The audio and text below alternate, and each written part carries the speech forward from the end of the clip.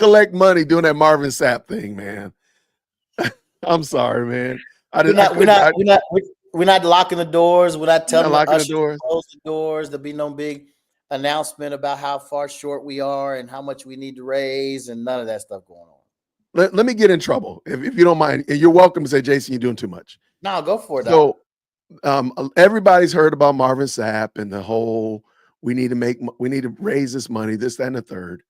And my argument with that was that they didn't do a good job of planning for the conference. They didn't budget correctly. Right. They didn't do a good cost analysis because the ticket prices should have covered and the vendor prices should have covered for all that kind of stuff that they were talking about. And since you're the one that's responsible for a lot of those decisions, does that ring true for you? Do you agree with that, or what do you think? I completely agree with that. Yeah, you've got it long before you even put the conference on. You've got to know what your break point is. You've got to know what you need to charge per ticket. You got to know, how many folks you need to have in the room in order to break even, how many vendors you need to have in the room to break even. You got to know all of that stuff way, way ahead of time.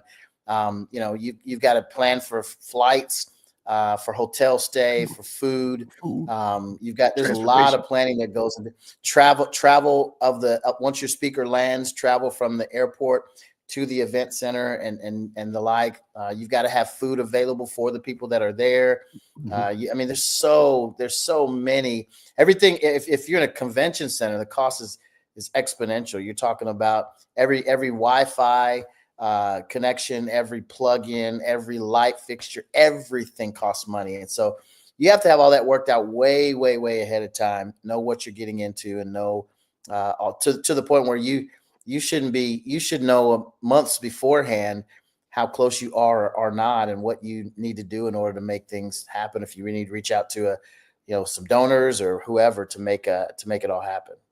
I got you. Well, I'm gonna have to refund Mike this $2 super. He said Marvin Sapp might be a great guest speaker. Well, I'm glad Mike at least qualified it by saying this is an unpopular opinion. So we'll let that slide, Mike, because that is definitely going to be an unpopular opinion. He also said might. So let me see. Well, that's true. That's true. He did say that. Shout out for sure, Mike. Thank you so much. But all right. Besides G3, anything else? So you got your writing, and again, that's G3.men.org. Yeah. Hey, what else you got going on? I've been doing a little bit of traveling. I was with my brother Daryl out at Ligonier, man. He did a bang up job. He did a bang up job out there doing his thing, preaching on the platform that once held the likes of R.C. Sproul and Great Ligonier Ministry. So it's fantastic to support him out there. And then I went to New York. I had there's a church that we help support there, we G3 and some other G3 connected churches help support. We provide pulpit supply. So I went up there and preached on Sunday, and I got a conference coming up, ReformCon, that's coming up next week. I'll be out in Arizona, out at that. I'm hosting that. Like I'm the MC. I'm not speaking or anything per se, but nice. They asked me to come out and host, and so I'll do a little bit of that. And that's really about it. Every once in a while, in fact, I talked to my good friend Jason Whitlock today on some issues that surround evangelicalism. He had some questions, and I provide some answers and insight for that. But that's really about it, man. I forgot to mention that you're on Jason Whitlock's channel as well. You're everywhere, man. I'm glad that you came through today. Yeah. No, I'm slowing all that down, man. I try to stay behind. I'm trying to stay behind the scenes, man. That's what I'm trying to do, Jason. Love it. Seriously. I love it. All right. So I was asking unpopular opinions. Mm-hmm. So we've had pineapple on pizza. We've had cats are great creatures. 90s music is better than anything that's come out in the 2000s. Give me an unpopular opinion. Give me an unpopular opinion, Daryl. First of all, I called you Daryl, so that's a big problem right there. Virgil. I don't. What's an unpopular opinion? I think all of those are popular with me. Like everything you said, I'm not a pineapples on pizza guy. That's kind of garbage. But other than that, I'm 90s music is way better than anything that's come out lately. Do you agree with me that we've reached peak? There's an altar for people to Berean put sugar on grits. Berean Babes is out on there. That's great.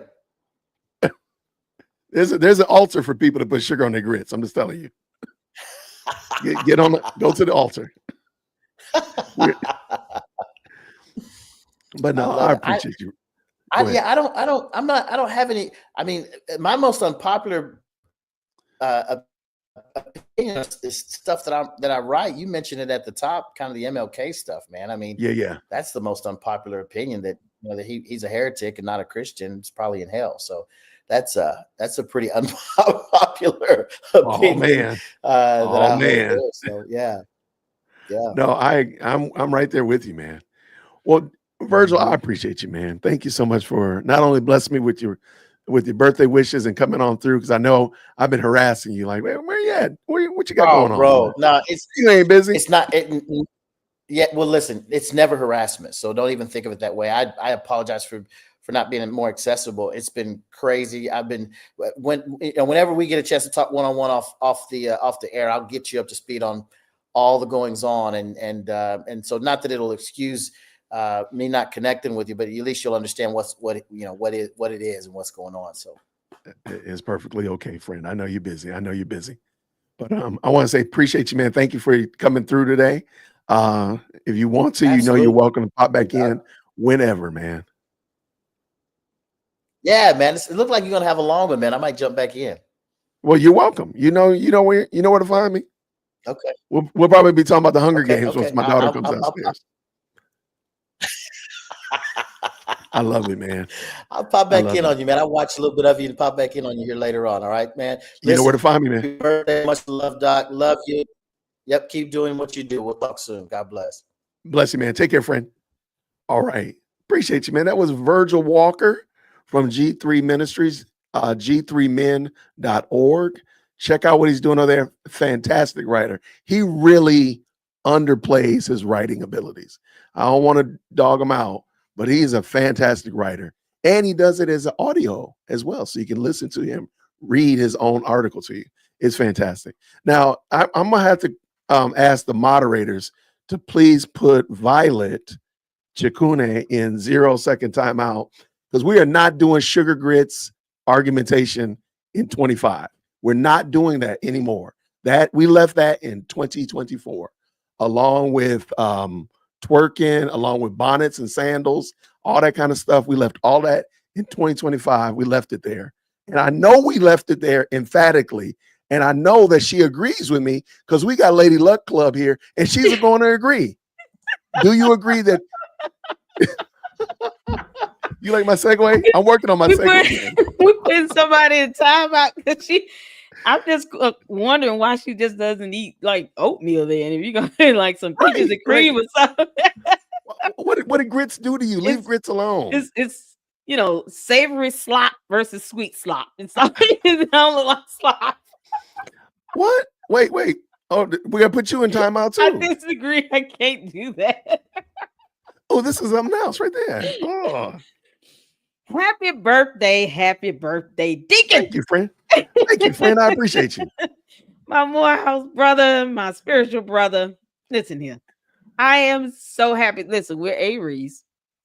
I was just celebrating mine on the 31st of March, and then yours came up. I am so excited. You got to play the gospel song, man. You got to play the birthday gospel song. We got to hear it. What's a birthday gospel song? I'm about to give you the link. Oh no! What is it? Is this? It's the gospel version. It's not copyrighted, is it? Is it copyrighted? You know what? Uh-oh. You can just sing to him. That's okay. I volunteer you. Yeah, I played it in mine. It wasn't copyrighted in my video. Go back and check your video. Make sure they hit you back. They hit you like 2 weeks later. They did. Let me go back because I did it on my birthday live stream. Let me go and see. I don't think it's copyrighted on mine. Can you still see and hear me? Absolutely. I can hear you. Yeah. Okay, cool. Look at Violet. Violet, come on up in here. Yeah, let's talk about this, Violet. We need to have here. Yeah, it's still up. It's not copyrighted or anything. It's no restrictions. Come on, Violet. We need to have an intervention. Such a good song. Send it to me. What is this song you talk about? You crazy. Oh my God. It's the best gospel version of Happy Birthday I've ever heard in my life. Okay. Is it the Stevie Wonder version? Nope. I don't know. I don't think I've heard this song. Did you see my live? Because I played it on my. Okay, it's called the birthday anthem. The birthday anthem. Music. Hold on. Let me. Are you dropping in the chat or? I'm about to put chat? it in here. Yeah. Hold on. Okay. Oh, it's so good. It better be funny too. I'm telling you, it's not funny. You going in 0 second timeout too. Oh, what's Lord. going on, Chris? Good to see you, friend. Grace and peace, my friend. That's hilarious. Okay. You could play like 6 seconds of it if you want, but it didn't get blocked on my live stream. I did. I put it in the chat. Oh, okay. I see it right there. Yeah. It didn't get blocked on mine, but all right, let's see. Just do like good 6-7 seconds of it. Oh man. Oh man, you gonna get me. What happened to dear old Christian? Oh, he got kicked off YouTube. Why? Because Lady Luck is over here sending videos. I played the whole song. Wait, where'd it go? Oh, you said birthday anthem. Let me get it real quick. Yeah, it's a birthday anthem, music, something. It's so good. It just goes right up our alley. It's gospel twang. They turn to a whole gospel. By Chase Williams, is that what it is? Hold on.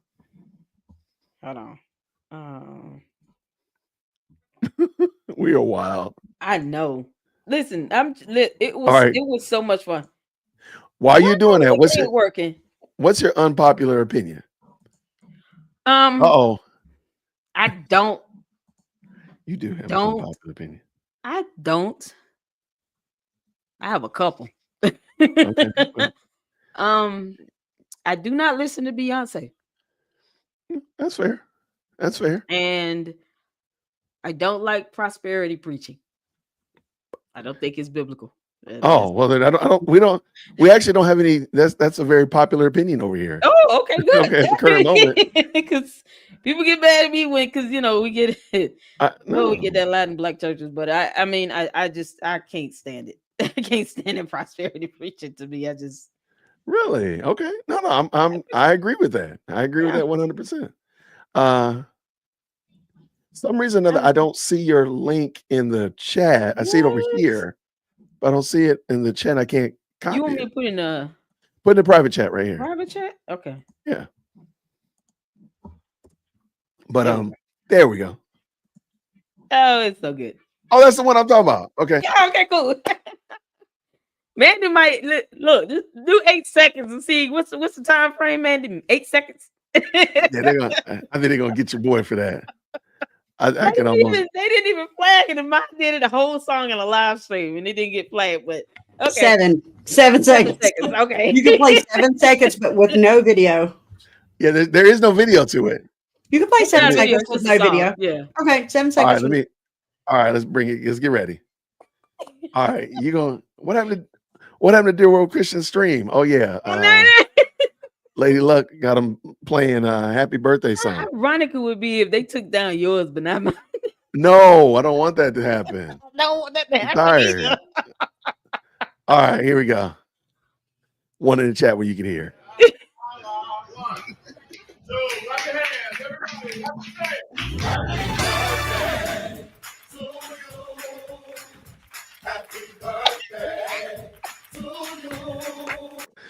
All right. So good. Okay. I like it. It goes in the breakdowns and modulates. It's so good. Okay, that was actually kind of good. I ain't gonna lie. Yeah, I'm gonna drop the link in the chat. Y'all can check it out. Yeah. I just don't want to get a copyright 10 minutes later. No, you good. Well, like I said, I played the whole song in my live stream. And it's still up. It's good to go. But yeah, y'all check that out, man. That's gonna have you like run around like, yeah, I played it up. She was awesome. I like it. Just for you, Deacon. Just for you. Well, thank you so much. All right. Well, okay. So now you're here. Yep. All right. So you're gonna be my guest, and I'm gonna get Willie Doc to come up in here. Willie Doc, get up in here, man. I'm gonna drop the link in the chat. I want to work on my panel skills anyway. I had some panelist questions. Awesome. So let me drop this for Willie Doc to jump in. Violet might jump in as well. All I'm right. also live streaming to Lady Luck Club, so thank you Oh, guys absolutely. for tuning in. Thank you all for Absolutely. letting me do that. Always a pleasure. All right. Now you're a content creator, of course, Yes, sir. and you're fairly new to these YouTube content creating streets and suburbs. What do you do to keep yourself engaged in the content and not get burned out? So how do you defeat, or what do you do to not get burned out as a content creator? Well, guys, I mean, my style is, to go from an angle where I'm either looking at it from a legal stance and reading court docs, or Right. I just take one portion of it and just turn that into a live stream and a whole comedic relief. Gotcha. And just have a good laugh out of it. Just like with the because everybody's sick and super stupid, right? Right. Well, the ones that are her goons, and because a lot of people aren't. I still get comments, people saying, we want to know, we want to keep up with it. People watching around the world. So, Really? When her results were posted up, how many of us posted up and did a video on it? But I think the best way to do it is the uniqueness that makes you who you are and makes your channel unique and creative. Yep. It's what works. Trying to be and emulate someone else, that's what fails. I've been doing this for almost 4 years. It doesn't work to try to be like anyone else. Be yourself, be original, and do it the way you in your mind foresee it, and maintain your creativity and originality. I love it. I think that's how you're gonna, outlast. And like you said, you're the one that taught me to upgrade into the suburbs, right? Don't get caught up in the melee. Now, don't get caught up in the nonsense. And I took heed to that wisdom, and now look, $400 studio. There we go. Let's get it. Now, there's somebody else that's in the YouTube suburbs as well.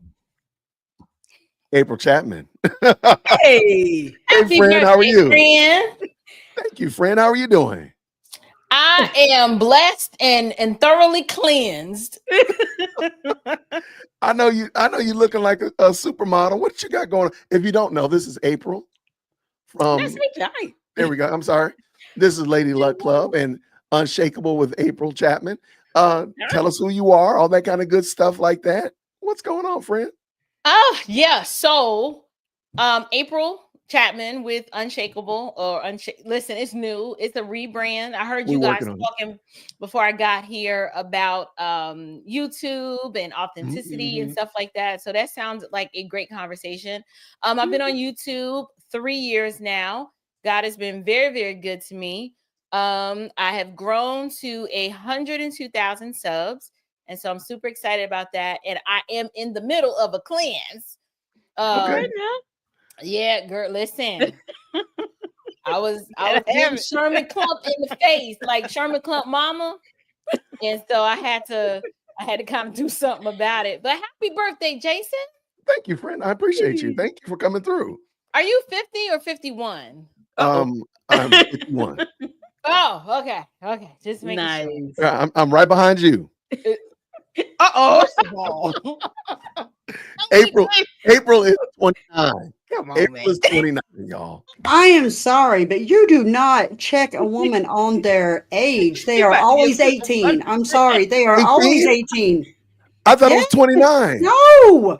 Oh, man. I didn't get. That is where's so the memo 2020. We're in the prime of our youth. 2020. No. 18 always. I'm sorry then. Okay, my bad.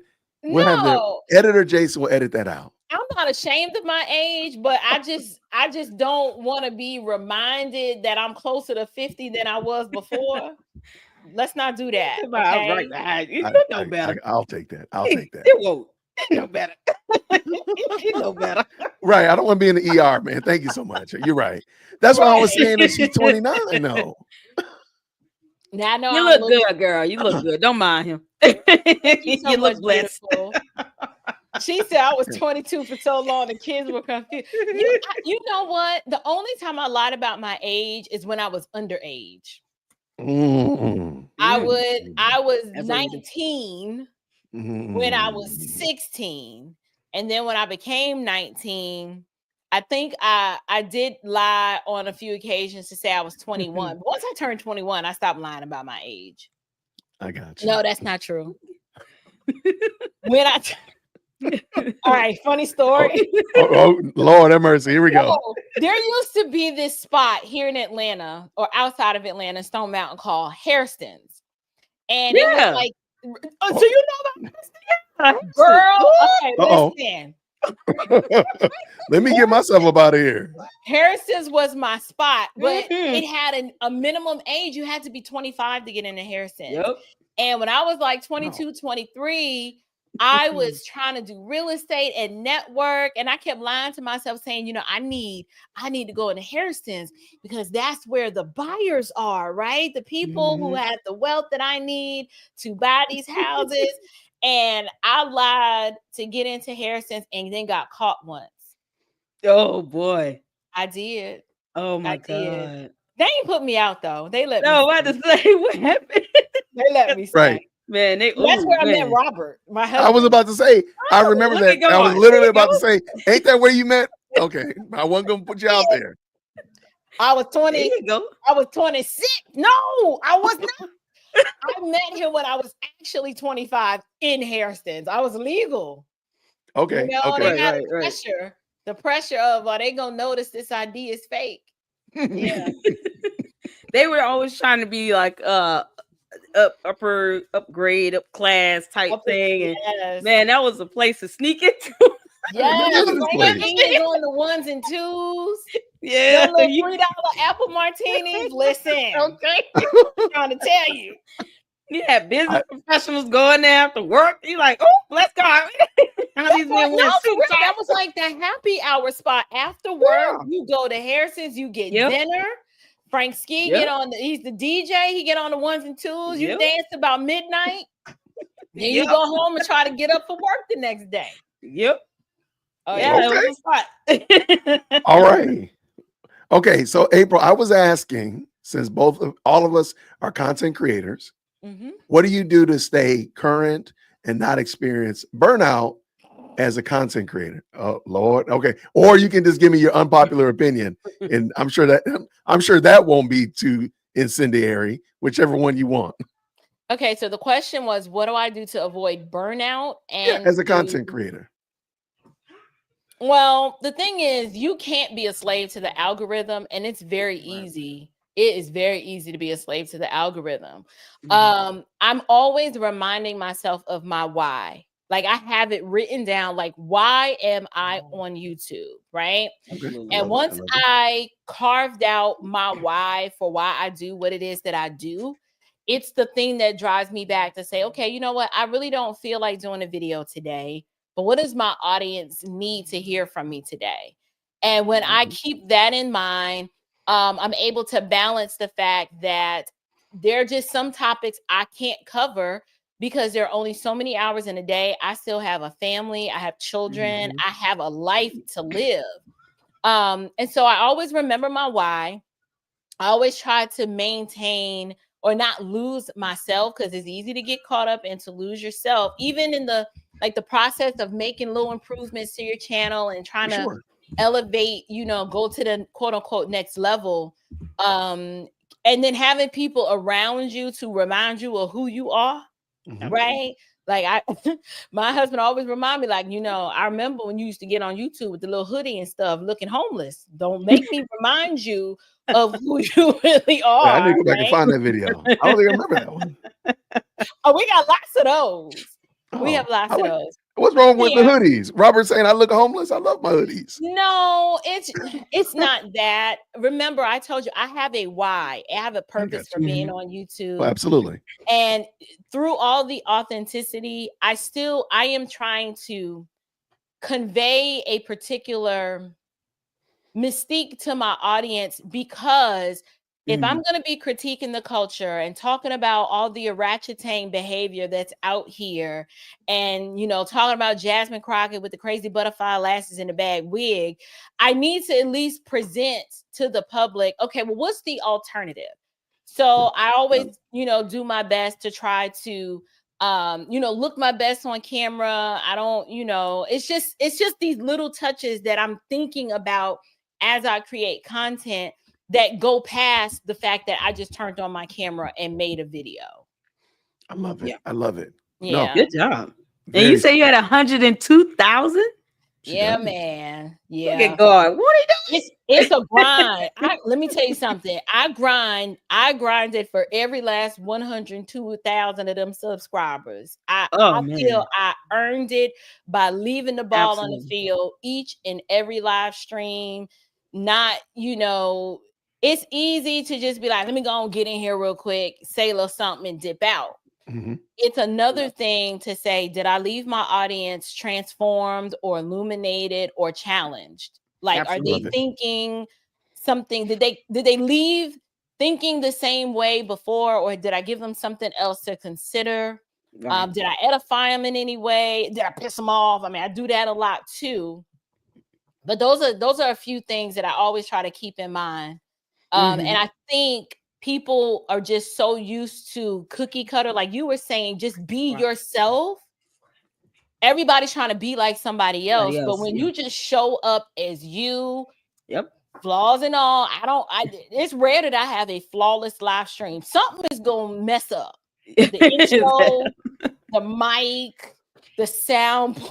I did a whole half a live stream sounding like the Chipmunks. And I didn't do it on purpose, but it happens. I just laughed at myself, and it was fun. That's good. I love it. Thank you, April. I appreciate it. Good wisdom. Thank you. Absolutely. For your audience, I don't know if your audience knows, you and the Developing Dad were two of the main people that pushed me to do YouTube. Really? Wow. I was not thinking about YouTube until I met Dear Well Christian. Really? All right. I was just making a few appearances here and there on Developing Dad podcast. And remember when you emailed me, you was like, so what are your plans for your channel? What's next for you? And I was like, what channel? I ain't got a YouTube channel. And you was like, no, I think there's something there. You can totally do this. And I was like, for real. And then January 1, 2022, I said, okay, I guess I got a YouTube channel now. So I can thank Jason for that. Awesome. Well, you're more than welcome. That's glad awesome. I can. Good wisdom. All right. Well, praise God. Thank you. All right. So your paying me back is I need the first dibs on the April Chapman lexicon, because you come up with some of the best terms. And because we talk on the phone pretty regularly. And you'll be saying stuff. I'm like, what in the world is April talking about? You done came up with a new Aprilism. That's it. It's called the Book of Aprilisms. And I need the Book of Aprilisms sent to me soon, because it's hilarious. You know what I'm talking about. I'm trying to remember if they're all written down in numerous places, but I don't think I've compiled them into like a glossary or concordance, I need a lexicon. Is probably the most popular. What happened? Oratang. Oh my gosh. What is that? Yeah, so the oratang, that's a female imbecile who cannot manage her misery. So as a result, she shows out. So think Shaquana at the Dollar General, who they tell her that she just wilding. She just wilding out. You got a oratang. What else? I got Popes of Perdition from you. Right. Pope of Perdition. Bishops of Brimstone. Bishop of Brimstone. The wolf that keeps on wolfing. Now that was you. You came up with that. Yeah, I remember when you came up with one. Priceless. Now I have some that are quite offensive to some people, like the pavement apes. Yeah, they're not able to handle that one. Yeah, don't bother me. What's some other one? Willie Dog said Blackity Black. Blackity Black. Well, you know what? But I got melanated Marxists and colored communists from you. Yes, I got that from you. Marxists, the colored communists, and the black bourgeoisie. Yeah. I got one. It's the Negro Nazis, but when you're not in polite company, we say something else. Oh no. I don't Not here. listen. Not here. The Stop Lord's it. still working on me. He's I know. still working on me. I say the But same yeah, thing. we can call them the Negro Nazis. I don't. I'm trying to think of some more. Oh yeah, Willie, you just need to come on. Oh yeah, okay. Yeah. Afrostocracy. The Afrostocracy. Wow. That's another good one. And I actually borrowed that one from Delano Squires. That's who I got that from. But you know what it is? I take them and I make them my own. For sure. I There you do. go. Yeah, but I was thinking about doing a Ratchet Tang Awards at the end of the year. Oh no. That would be Jerome epic. Crows, that's right. See, my people know me. Jerome Crow, that's a good one. Jerome Crow is Jim Crow in blackface. There you go. I couldn't figure it. Okay. I feel bad about saying super stupid now. I don't feel bad about that at all. That's just Jerome Crow. Jason, did you need to pull up something or? Epic. I did not, but we can add uncivil law to the conversation as well. Hello. Good. How are you, friend? I'm doing well. I heard a rumor it was your birthday. The rumor is true. Happy birthday. Thank you so much. Now, as you're coming in, you must sing happy birthday. No, I'm just kidding. But I'll do it in jazzy style. Happy birthday to you. I need jazz Happy hands. birthday to you. I did not have that. Well, Christian, happy birthday to you. I think it's funny that when you started singing, the picture frame behind you put a big question mark behind you at the same time you started singing. Like it was like, what in the world's going on here?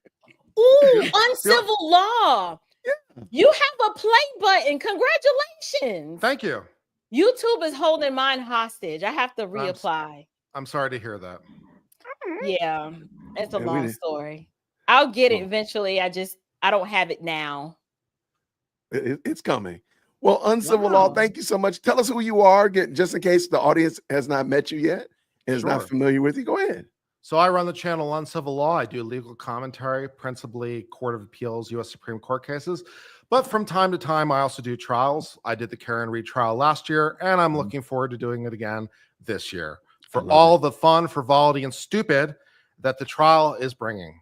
It's exciting. So that's what I do. Legal commentary discussion. I've been having some interesting discussions as of late relating to Donald Trump, executive orders, and a whole bunch of things. And it's been interesting on a whole lot of levels. Wow. I like it. I love it. Well, thank you for coming through. All right. So a couple of questions that I've been asking my panel, because I've been working on trying to improve my panel game. So now I got 4 people. I was hoping to get as many as I can. All right. So uncivil law. Please give me it doesn't have to be incendiary. What's an unpopular opinion that you hold?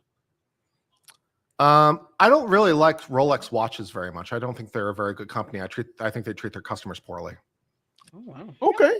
You know what? I don't like Rolex either, and I will not. That's why I don't own one. That's it. That's exactly why. Cartier? I went on a watch. Do you feel the same about Cartier, or is it just Rolex? Cartier, I've never really liked as a brand. It's just not really for me. Really? This is above my pay grade. This conversation. I'm just. I don't own either. Right now, I'm staring lovingly at a Nomos Neomatic watch that I'd like to buy. And I'm also staring at a Zen U1 or U50 diver watch. So if anyone has an extra $5,000 so I can buy these dreams, let me know. Yeah, it's under the mattress. You know what?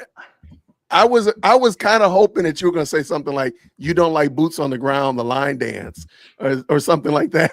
But you come out of left field with a watch, which, by the way, I think that's kind of cool. Okay, so you're a watch guy. Is that fair? I'm a watch guy, and I've also, as alluded to, taking up watchmaking as a hobby. So this Saturday, I'm planning on making my first watch. So I'm pretty excited about that. The man makes Okay, now I know this is going to be super, super corny, but you should live stream you putting together the watch. I am going to. Oh, you are going to do it? Absolutely. That'd be interesting. So where'd you get the parts from? China. This is gone. Oh no, not China. No. Oh no. Now we got tariff questions and manufacturers, and oh man, We're gonna sounded be spending a proud lot of about money. Yeah, it was actually not as expensive as you might imagine. Exactly. For all the components. Yeah, so yeah. I love I it. love it. Okay. Jason, do you All really not like boots on the ground? I think it's because I haven't figured it out yet. I'm watching. I'm like, I do not get it. I like listening to it and watching people do it. I just could not follow along with it. I'm like, if I You know wanted what to it is? participate, If I it's a can't. quarter turn and then a half turn, that's what throws people off. The turns. Oh, I think it's called the lack of coordination on my behalf. Oh well. Well, there's that too. I can't help Wait, you with that. so wait, you got a Right. fan? April, are you saying you got the fan thing too? You got one? Yeah, I got a fan. Who got a fan? I know you do. I know. What I a know fan you do. I is. got a fan. But fan But I've is never used it for that purpose. Mine is functional. You're wild. You're wild. All right. I got electric ones, You're wild. manual ones. I love it. There you go. There you go. There it is. So Okay, uncivil law. So you're gonna be taking uncivil law. You've been looking at the Karen Reed trial and other trials of that nature. Lady Luck Club is fantastic with that as well. So maybe we need a uncivil Lady Luck mashup. Yeah. That would be what the audience needs. Absolutely. After you get done making a watch. After you get done making a watch. Is it going to be wood grain? What? Tell me more about this watch. What type of band you put in face? All of Yeah, it. no, I'm using I think it's a 40 millimeter stainless steel diver kind of style with a cyclops to make the date easier to reach. You're using an NH35 movement internally. Then I've got a sort of a purplish dial with sort of a pearlish effect for the dial. And then I'm going to use a black bezel with purple markers to accent the color of the dial. It should be pretty awesome. That's going to be gorgeous. All black case, black metal band. Should be very, very nice. How long middle band. That's nice. How long is it gonna take you to put this together? I don't know. I've never done it before. We're gonna find out. That's gonna be so good. Please send me an invite. Know, right? Announcement. I need to make sure I'm subscribed and turn the notification on because I might want to. It could I be might want very, to peep in and watch that. it could be very challenging because I have a tremor in my hands, and this is very fine, very fine work. So I don't necessarily have the fine motor control to pull this off. So it's going to be probably challenging and time consuming. Okay. So. Well, I'm looking I want forward to see the finished product. I want to see Yeah. the end product. Please make that your thumbnail, the end product. That's gonna be gorgeous. We'll do. Oh, black. Oh, man. Mandy says she flies kites as a hobby. You over here making watches. Might be a little bit of difference there. He got us all out here looking slow. I mean, I'm over here reading books. My man's over here building timepieces. So do the parts usually cost? Mike just asked how much do parts usually cost? Yeah, the parts probably all totaled. It's probably about 60 or 70 bucks for all the parts, I think, something like that. Okay. That's not bad. Jason, I'm gonna dip out. Happy birthday, friend. Thank you, friend. I appreciate you Nice stopping meeting through. you, April. I'm gonna sub to you. Lady Luck. Absolutely. Best wishes to you, uncivil law. Thank you. You're welcome. Take care, April. See you soon, friend. Bye-bye. All right, that was April Chapman. Thank you so much. If the mods could drop April's link in the chat, I think we did already. But all right. He said he came out of left field, so he does not like Rolex watches. I did not see that one coming.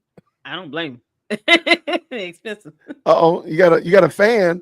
I don't know if you want a fan like this, the IRS. I mean, for crying out. Yeah, my fan recently stole $5,400 from me. I'm not really happy about it. Oh. Yeah. Oh man, I'm so sorry. Yeah, they got you. Oh man. Oh, that hurt. I get nothing. So, all right. Well, okay. So you deal with federal cases, am I right? On civil law. Yeah. Are you familiar with the FBI and how they move? I mean, in general terms, sure. How long? When is Tiffany Henry going to get arrested by the FBI? I don't know. I feel like she should have been arrested long ago, to be quite honest. Yeah. God. Yeah. I agree 100%. Okay, well, being the fact I think we all agree that she should have been arrested 10 months ago. Well, now all the elections are done. There's no other recounts or anything like that. Do you foresee that she'll be arrested sooner, or do you think this is all just a big nothing burger? The FBI was just driving around. They really aren't going to do anything. What do you think? I don't know. I mean, the FBI and DOJ usually keep their things close to their chest. I'll say this as a general proposition. The DOJ in particular tends to be very reserved in bringing charges. They really don't like to bring charges unless they've got it like 5 different ways. There's a reason that the DOJ has something like a 99.2 or 3% success rate when you factor in plea deals.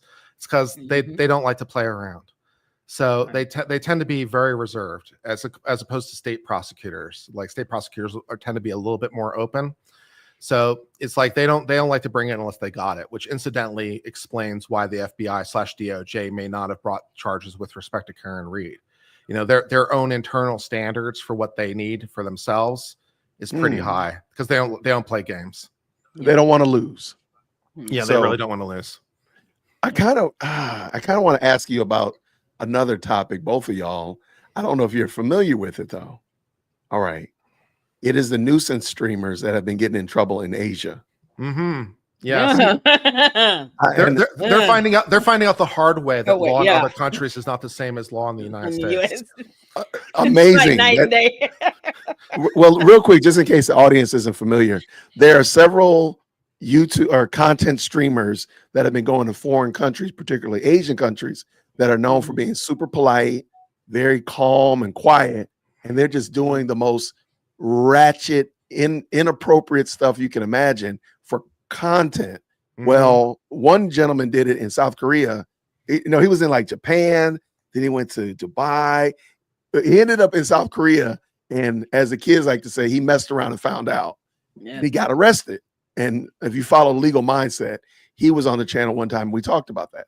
Well, there's another guy, his name is Vitaly something, and he ended up in the Philippines doing the exact same thing, but they didn't even play games with him. They arrested him within 24 hours. His video hadn't even uploaded to them. He hadn't even finished processing before they had arrested him. And he's in like the worst jails you can imagine. It's Rice Street's really bad cousin. These jails are. They're overcrowded. It's horrible. And he's just locked away.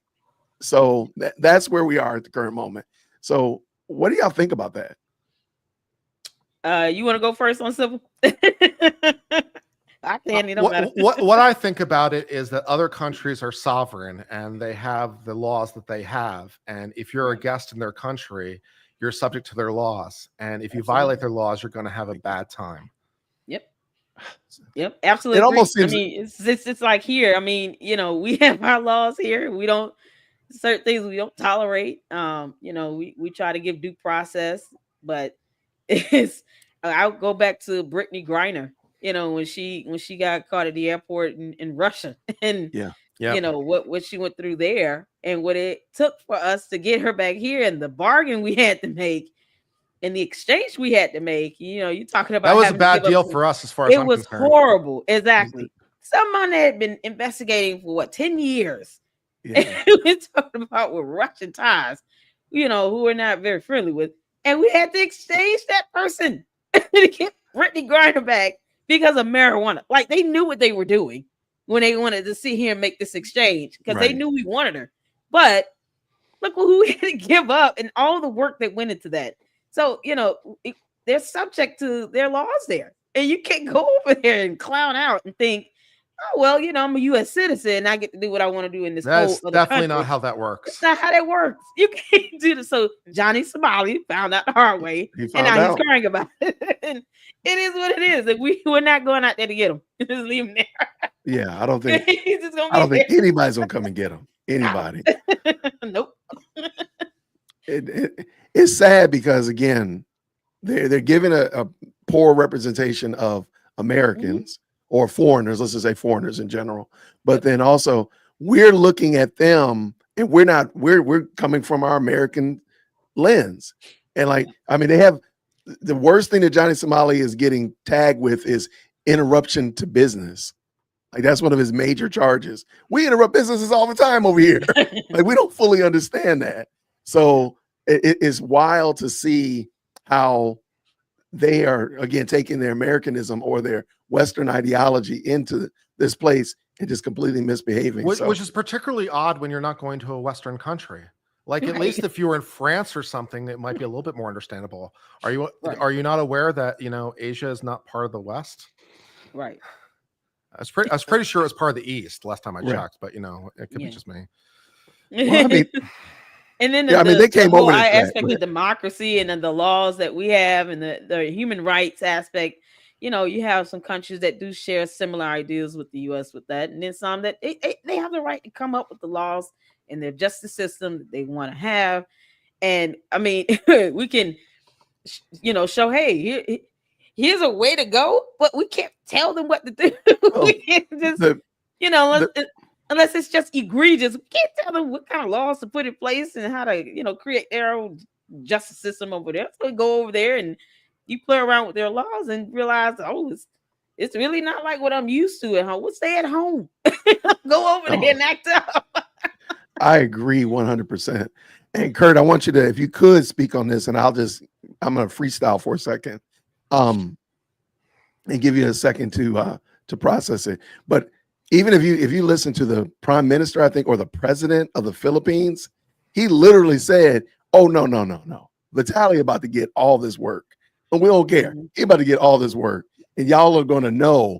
Don't come over here playing games with us." Right. So I thought that was pretty wild. Like, so there's some things that they're literally like, you've bubbled up to the president, for crying out loud, of a country is commenting on you. He was doing a reaction. That's how wild it was. The president of the Philippines was doing a live reaction to Vitaly's video of him misbehaving. That's crazy. We're gonna turn the president into a content creator. That was crazy. So Kurt, somebody asked your friend over here, IRS. Now, before you answer the question, Kurt, on civil law, I think we should ask IRS to at least refund you a couple bucks from that tax bill. See if they can maybe work that out before you answer this question. Right. Yeah, I mean, broadly speaking, what happened is the allegation essentially is that the attorney general tried to claim her place in Virginia as her primary home. You're entitled to a fairly substantial tax break on your principal home. And so, she claimed it as her principal home. It's like, well, that doesn't really make sense because you're the Attorney General of New York. So if it is your principal home, you can't be the Attorney General of New York. And if you're Attorney General of New York, it can't be your principal home. So something here is wrong in this equation. But I will note also that there is a potential issue relating to Tulsi Gabbard, which I've seen circulating, that she might have moved to Texas, but still voted in Hawaii. And so there's a potential issue there as well. For at least similar reasons or comparable reasons. And so, these things matter. Legal status matters. So it's important both ways. Absolutely. I agree 100%. Did you want to add something, Lady Luck Club? Yeah, I mean, come on, Letitia James, you know better. I mean, what are you doing? She is the Attorney General. She's supposed to know a lot better.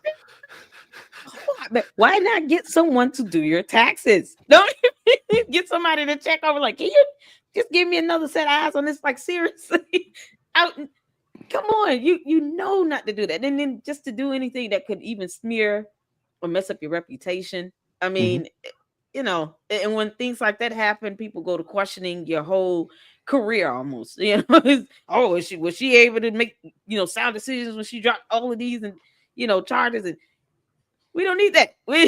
She's got a charge that she filed against this scam company that had been reporting on for like almost 2 years. I need that to stick. Right. That to do anything to mess that up. Novatech needs to go down. So I need you to, Letitia James, I need you to do better, girl. You got to do a lot better. You went to law school. Come on now. Come on now. I agree. I agree 100%. Okay. Yeah. I appreciate it. Kurt, what are you working on besides that? Are you working on anything else? I know we got the Watch Project. Are you working on any particular cases or anything cool that we need to make sure we run over there and check out what you're doing? Not really, man. I'm just trying to keep up with everything that's happening with the Trump administration. Is keeping me plenty busy with that, with the various things. Dealing with immigration issues is very complicated, and and also dealing with the trial that's upcoming on Tuesday. And I just saw today that the Supreme Court decided to pick up oral argument relating to this idea of universal injunctions or global injunctions.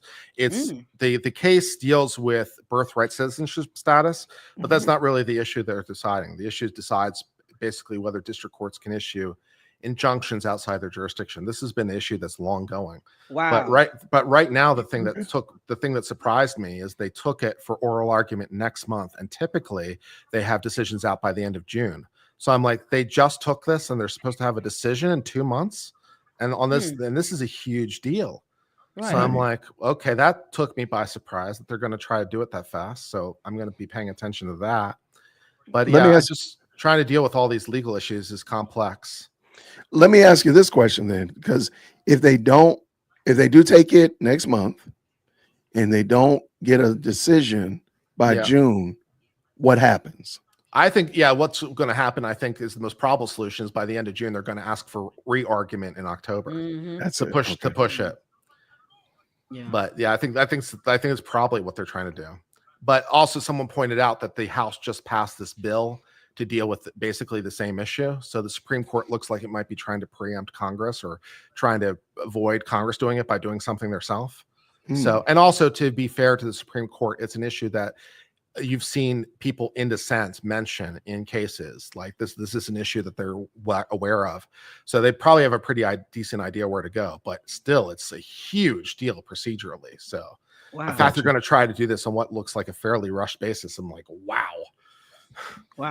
I got you. That's something else. Outside the jurisdiction. I have a question. What do you think is going to happen with this possible contempt they're trying to bring up about the disregarding of an order not bringing back the young man from so I've been finding this very interesting on a number of levels, and one of the reasons I've been finding it interesting is I try to have a consistent rule set, like no matter who the president is, because I want the rule to be the same. And so like, when people say to me, so when I've been analyzing what Trump is doing, I'm like, okay, I don't think that he's obeying the law. There seems to be a problem here. And it's interesting because I get a lot of pushback from people on my own channel because I lean conservative, I lean Republican, but then I turn around and I'm like, I don't think what Trump is doing is legal because to me, the principle is more important than the person. And I just like, I don't think it's legal. So, but it's really interesting because I have to keep justifying myself. With respect to your question about what I think is happening is we're heading towards a constitutional crisis. We're heading to a position where, and I just was reading a Fourth Circuit decision today on stream where the Fourth Circuit is basically saying this. They're like, we're heading into a place where this is going to turn out bad for everybody in the end. If the president just defies the judiciary, it's a huge deal. So it's heading into, we're not there yet, but we're heading into that territory. And it poses significant concerns for me for rule of law, not for the least of reasons that even if you support Trump politically, which I totally understand because I support him politically, any legal rule that you establish would be true not only for Trump, it'd be true for any president. That's the problem, right? It's not just about Trump because Trump isn't strictly speaking in some sense the president. He's just like happens to hold the office at the time. Right. That's sort of a slightly different issue. Right. So it's like, OK, you want to basically break the rules because it's Trump. But what happens when it's President Harris or Waltz or Buttigieg or Newsom or, President AOC or fill in your favorite Democratic choice? What do we do then? And it's like, so the rule of law is the important thing. Right. And I understand people being frustrated because they feel like Biden didn't enforce the borders. I share that frustration, but I don't think the solution to that problem is let's throw out due process so that we can deport everyone without, constitutional guarantees. It feels like it's like you want to give up one of our essential rights. That feels like a bad idea. Right. So it's been very frustrating to me having to talk about those kinds of things. Well, I say it like this, when I've gotten a few comments on speaking about even from that perspective of just upholding the rule of law. There's a reason why we have three separate but co-equal branches of power here. Right. And if the checks and balance starts to erode and our judicial branch can't keep it together, we have a serious problem, because it seems like for the last 8 good years is it's always been that executive plus legislative, and then the legislative just follow whatever the executive does, and then forgetting that they're their own separate co-equal branch of power. So the president can't fire a senator. Right. He can't fire a Supreme Court judge. It's like, what are they scared of? And for me, I think that moment where I start seeing this, like, this is going to go downhill, is when he was actually convicted and not penalized, because oftentimes the lesson is learned in the consequence of it and in the penalty. Like, what penalty are you suffering? You can find someone guilty all day, but if you're like, all right, we found you guilty, have a good day, and it's like, okay, well, imagine any other person sitting in the White House, would we be doing the same thing? And if you allow one person to single-handedly erode our judicial branch of government, then no one is going to want to follow the rule of law. I mean, I don't know any other president that just defied a court order from the Supreme Court either. When did that ever happen? I mean, sorry. To be fair, no, go ahead, please. I'm sorry. My bad. Thank you, Cooking with Frank, for popping in. Happy birthday, man. Hope you are having a good one. I don't think we've ever seen Cooking with Frank in the chat. So thank you, Cooking with Frank, for popping in. I just wanted to point that out. I don't think we've ever seen him in the chat. So thank you, Cooking with Frank. We are a huge fan of yours, Frank. And I watched one of your videos today, and I laughed till I had tears literally dropping off my chin. You are hilarious, Frank. And shout out to all you do with the Tiffany Henyard saga. You are hilarious, and we appreciate you, Frank. Thank you. And beautiful artwork. I love his artwork. He has great artwork. Could you help us then, uncivil law? I appreciate that. Yes, we do have a rule of law, but I think most people, myself included, look at it like, well, if there's somebody in my house, regretfully, that shouldn't be here, they should be removed from my house because they've breached the sovereignty of my home. And so most of us look at it the exact same way as relates to the United States. Like, okay, we know that this person's not here the right way.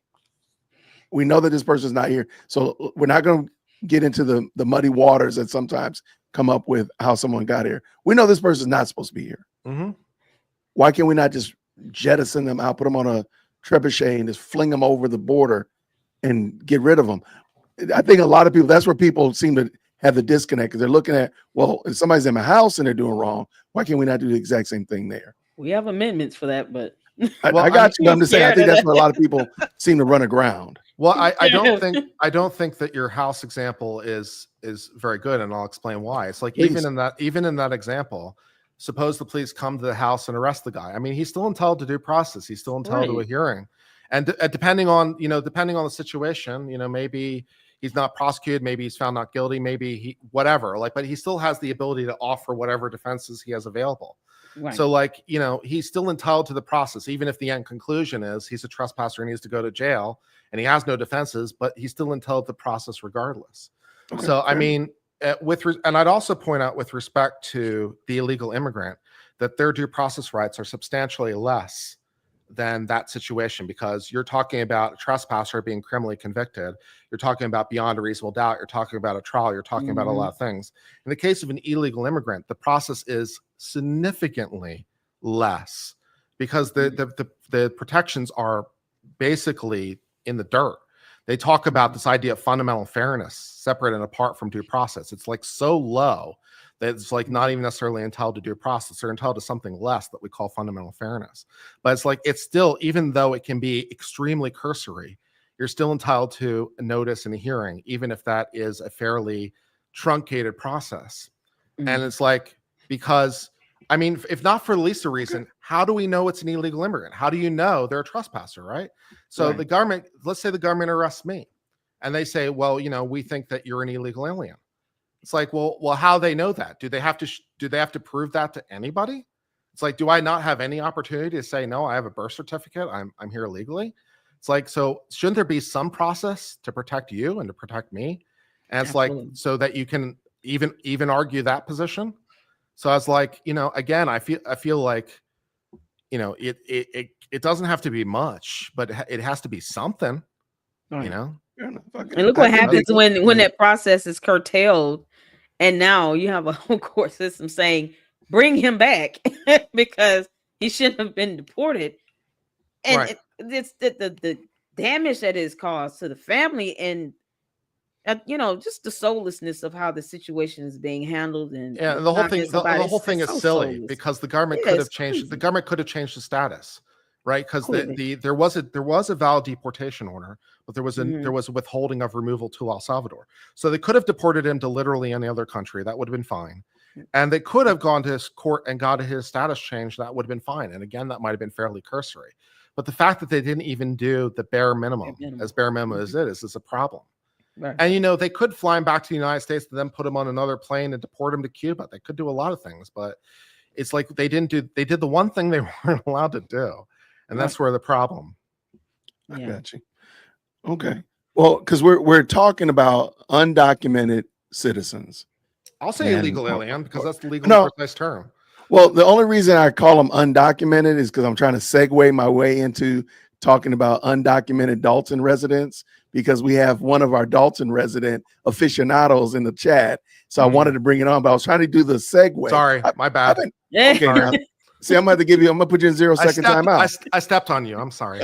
It's okay. It's okay. Because you know what? Sherry Britton is in the building, and she is another one of our Dalton residents there. Hey, Sherry. Hey, Sherry, how are you? You're muted, friend. So there we go. Hey y'all. Happy Thursday. Happy birthday. Thank you, friend. I appreciate you. Sherry Britton is in the building. This is our good friend, Uncivil Law. And of course, Lady Luck Club as well. Hey now. And we were talking about Dalton earlier, and you're there in the midst of it. We were kind of wondering, have you seen any black SUVs riding around the hoods at all? Any? Nope. Come on. None? Not at all. Just with ghost on us. Light-skinned SUVs, something. We need them black SUVs to go pick her up. Now I heard there's some rumblings going on, but see, I've been at work. So I haven't, been around, but I'm hearing little things. But when you said the black SUVs, I thought you were talking about her. No, I'm talking about the Alphabet Boys, the FBI. I'm hearing that they've been around. Okay. All right. Yeah. We've been wondering, like, what's taking them so long? Well, you know what? Because I'll just say this. Things have been the mismanagement of money. The strong arming residents and employees, just all of that stuff has been going on for a long time. So you imagine how many people need to be interviewed. And I can tell you personally that they've been interviewing since at least June of 2023. Really? Well, they ain't come and interview me, even though I'm an undocumented Dalton resident. They can come interview me. Listen. They go over to Orland, call Orland Park. They welcome everybody. They might be like, look, sir, we don't know what you're talking about. You got to remember too that the most recent subpoena that was dropped was just this past February, and it's just mid-April. Well, and I think more have been dropped. And then the one, of course, with Illinois DCEO, and then of course, ones I may not have even come across, but they just dropped the subpoena over there to the Illinois DCEO agency. Yeah, and that's about the grant, and it. Once they get that information in, they have forensic accounting auditors that come in. They have to review all of that. And we were pushing some investigation on that grant immediately. Like when they had that bogus concert, not the Kiki Wyatt one, but before that. Oh, wow. I sent in a FOIA that they totally ignored. And then they Wow. called it a nuisance. I guess I asked too many questions.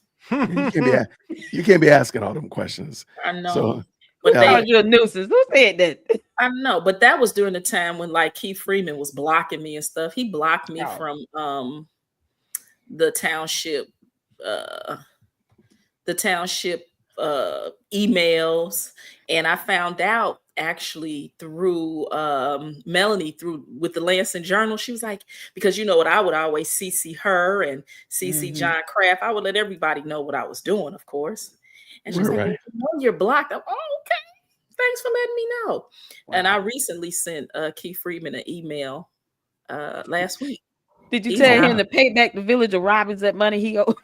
You said something. Well, he didn't answer, so I guess it's time coming. He got it coming. He already know. I guess it's time for me to get back on his behind, because I was the one who put out that petition to get rid of him.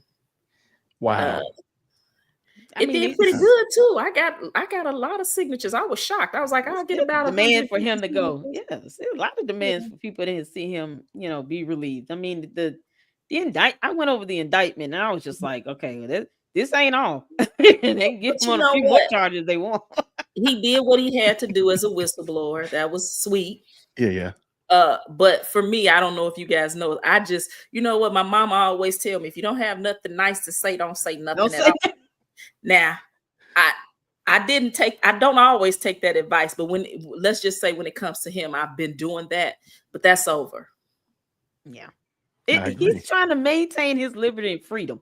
That's what he's trying to do. That's it. Right. I don't want to go to prison. Think he is being nice. A beautiful person. Oh my God. I'm looking at when people, and I'm like, okay, I get it. But he might still go.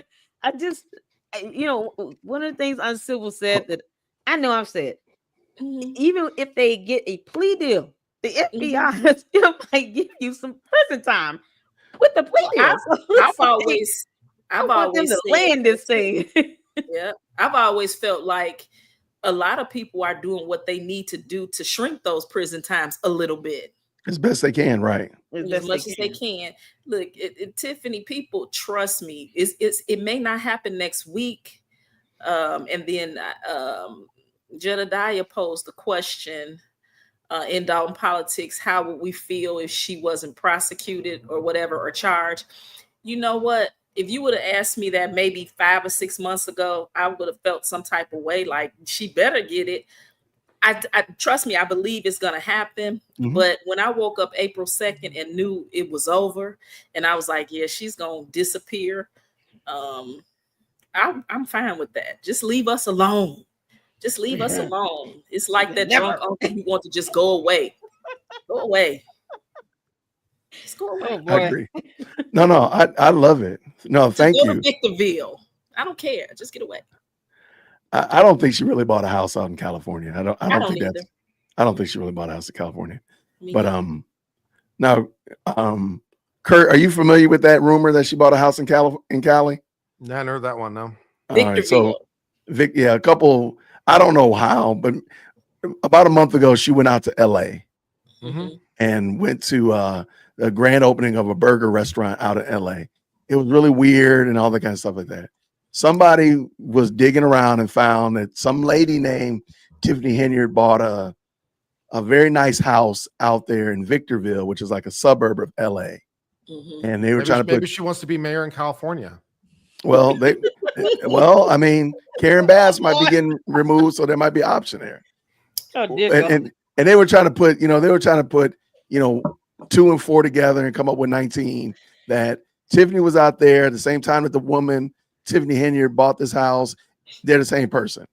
And I don't believe that's true. But even worse than that, if she did buy the house, it's not like if she gets arrested, the FBI or the government is not going to seize the property too, like before you even get a chance to make a mortgage payment. So I didn't think that it was true. Most of us don't think it was probably true either. But I wish it was, but I don't know. I don't know what she's doing. But I think she might have tried it because she really doesn't know how much people hate her. I really don't think she knows. Something is wrong with her. She knows. She don't care. Listen, I always say it's a mild form of retardation. I'm telling y'all. Tell us how you really feel. Don't hold anything back. Don't hold It's a anything back. mild form said, of wait a minute, let me repeat retardation. Right. She's gonna like, That's we'll how I make sure really this thing. feel. We're gonna make sure this thing hurts your feelings. But if she gets indicted and she's in California, you know what's gonna happen? They're just gonna extradite her behind right back there. they'll go get you. It's not like you get to. Bring her Well, back to the jurisdiction. Because and it's closer take to it the there. border. To the does she think that running to Mexico is border. allowed? I think we might have extradition rights in Mexico. So I think we might be able to reach across the border and we'll get bring her back. everyone. Right. But when you're mildly, you know what, you might not know that. Let She her needs say somebody to whatever. tell her. I Try Hong Kong. We don't have extradition with China. Don't tell her what to do. Yeah. Don't give her no ideas, man. Well, while she's there, Like, she oh, can. Hong Kong, that might be a good idea. We'll learn some foreign languages today. Well, while she's there, she can open up a shop selling stuff from Chinese manufacturers and shipping it here to the States. So why not? She speaks the language because she sure doesn't speak our language. wow. The language Sherry of is not aliens. playing with her. Sherry's not playing with her. Look, the election is over. Let's go. It's over. It's Yeah. finished. I agree. And look, I got some pent up frustrations. I haven't been on a live or anything since the election. The problem clearly lies with the fine people of Dalton who are unable to understand her genius. Mm-hmm. There you go. Right. She's just much more genius than them. That's what it is. Yeah. Y'all just don't get it. Mm-hmm. Y'all don't understand how blessed you are to have her or were. Yeah. You never know what you have until it's gone. I'm sure the regret will come in any day now. I mean, she's the greatest. It can come in a black SUV. Wait, she feeds us. She speaks her own language. I mean, hey. I wouldn't eat that food. I know they want that regret to come in any day now. They're counting down the hours and the minutes and the days. They're like, please regret. Where's my watch? Where's my watch, Kurt? Yeah, they're like, we want that regret to come in any second. Mm-hmm. You know what? I was like, we knew that she was going to be a problem. Actually, when she won the primary, we started to, our group, we realized that. And then we knew that when she got elected. So when our team was already formed, we was like, oh, they're gonna have to really watch her. And I was like, you guys need to take her power the first meeting. And it was so funny. Jason was like, well, we can't do that, Sherry. Why not? Well, you gotta give her a chance. I mean, we knew. So it's been 4 long years, actually, as of April 22nd. 4 long years. I've known since that. And I have not spoken to her, since that day at her victory party on April 22nd. I said, let me know if you need anything. Because you know what? I helped her get in. Yeah. Sherry, I have a serious question. Like, why was she nominated for mayor? This is the mayor. This is Dalton. Okay, my bad. I thought But it doesn't matter. You mean why? You want to know why was she nominated for supervisor? Yeah. If she was this much of trouble, like, has the trustee that nominated her been given any garbage about it, or? So yeah, he was, but he knew. I don't think he knew really what was going on in Dalton. Nobody did at that point. I was still reaching out to content creators, YouTubers, and the media myself, and I really wasn't getting anywhere with it. Mm-hmm. And when they nominated her, I went into Dalton politics. I go, you guys do not know what you have done. And people really didn't. And what a lot of people don't know is, everybody is giving Chris Gonzalez a hard time, and I get it. But what they don't know is in June of 2021, he was already like, oh my God, what have I done? He came to tea with the trustees in Dalton. He spoke with a bunch of us. He was trying to figure out what was going on. And he has consistently, not a little bit here and a little bit there, but he has consistently tried to check her with what she's been doing. Wow. He really did. I mean, I get it. Really late to the game. It's really late to the game. And I'm not trying to give him a hard time, but it's really late.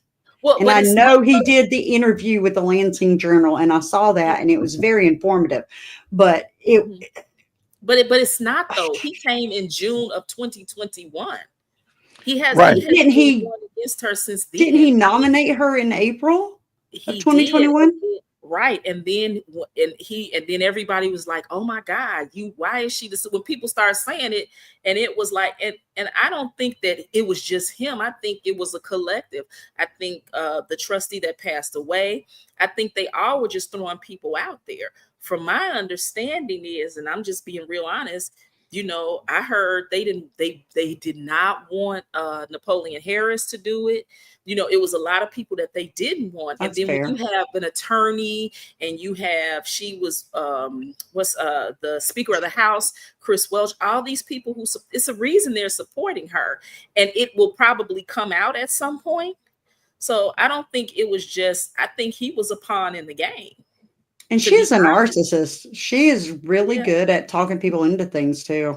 Yeah, and I'll say this, and just so you guys, there are a lot of people who have come and gone from her administration. There are a lot of people that supported her.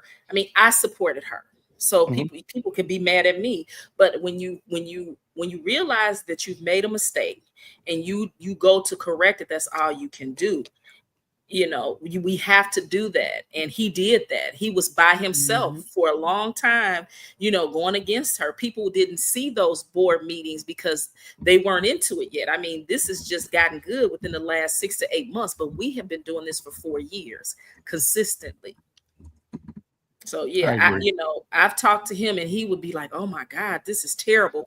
He talked to myself and now newly elected trustee Stubbs. He came to our community meeting to see what was going on and why everybody, was so against her. And he was like, oh my God.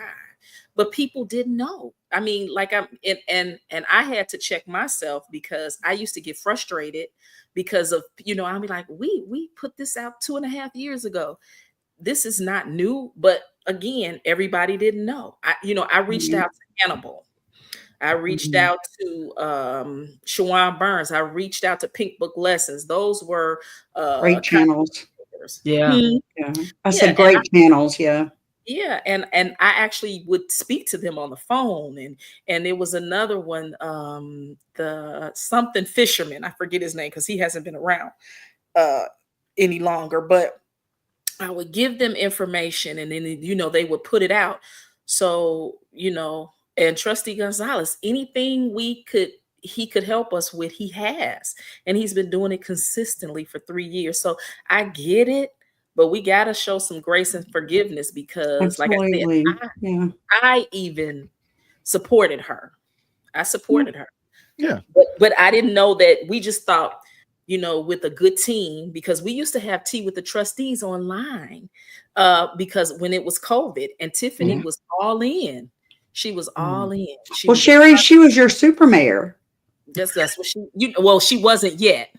But when she was campaigning, she was online and she pretended that she was going to work with the team, with Belcher and with House and with Clerk Key and, Ed Steve. And, they were all trying to help her. I mean, she did go around to some residents and, she just lied and said that she was going to do what was right and do the things that she said that she would do when she was running. And when she got in office, she just did a 360. And even the first meeting, and I always say this, she said, we're going to do things. The armed fisherman, he was great. Yeah, that was she said, we're going to do things a little bit different.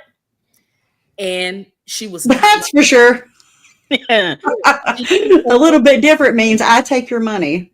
I take your money. I do everything. I harass you.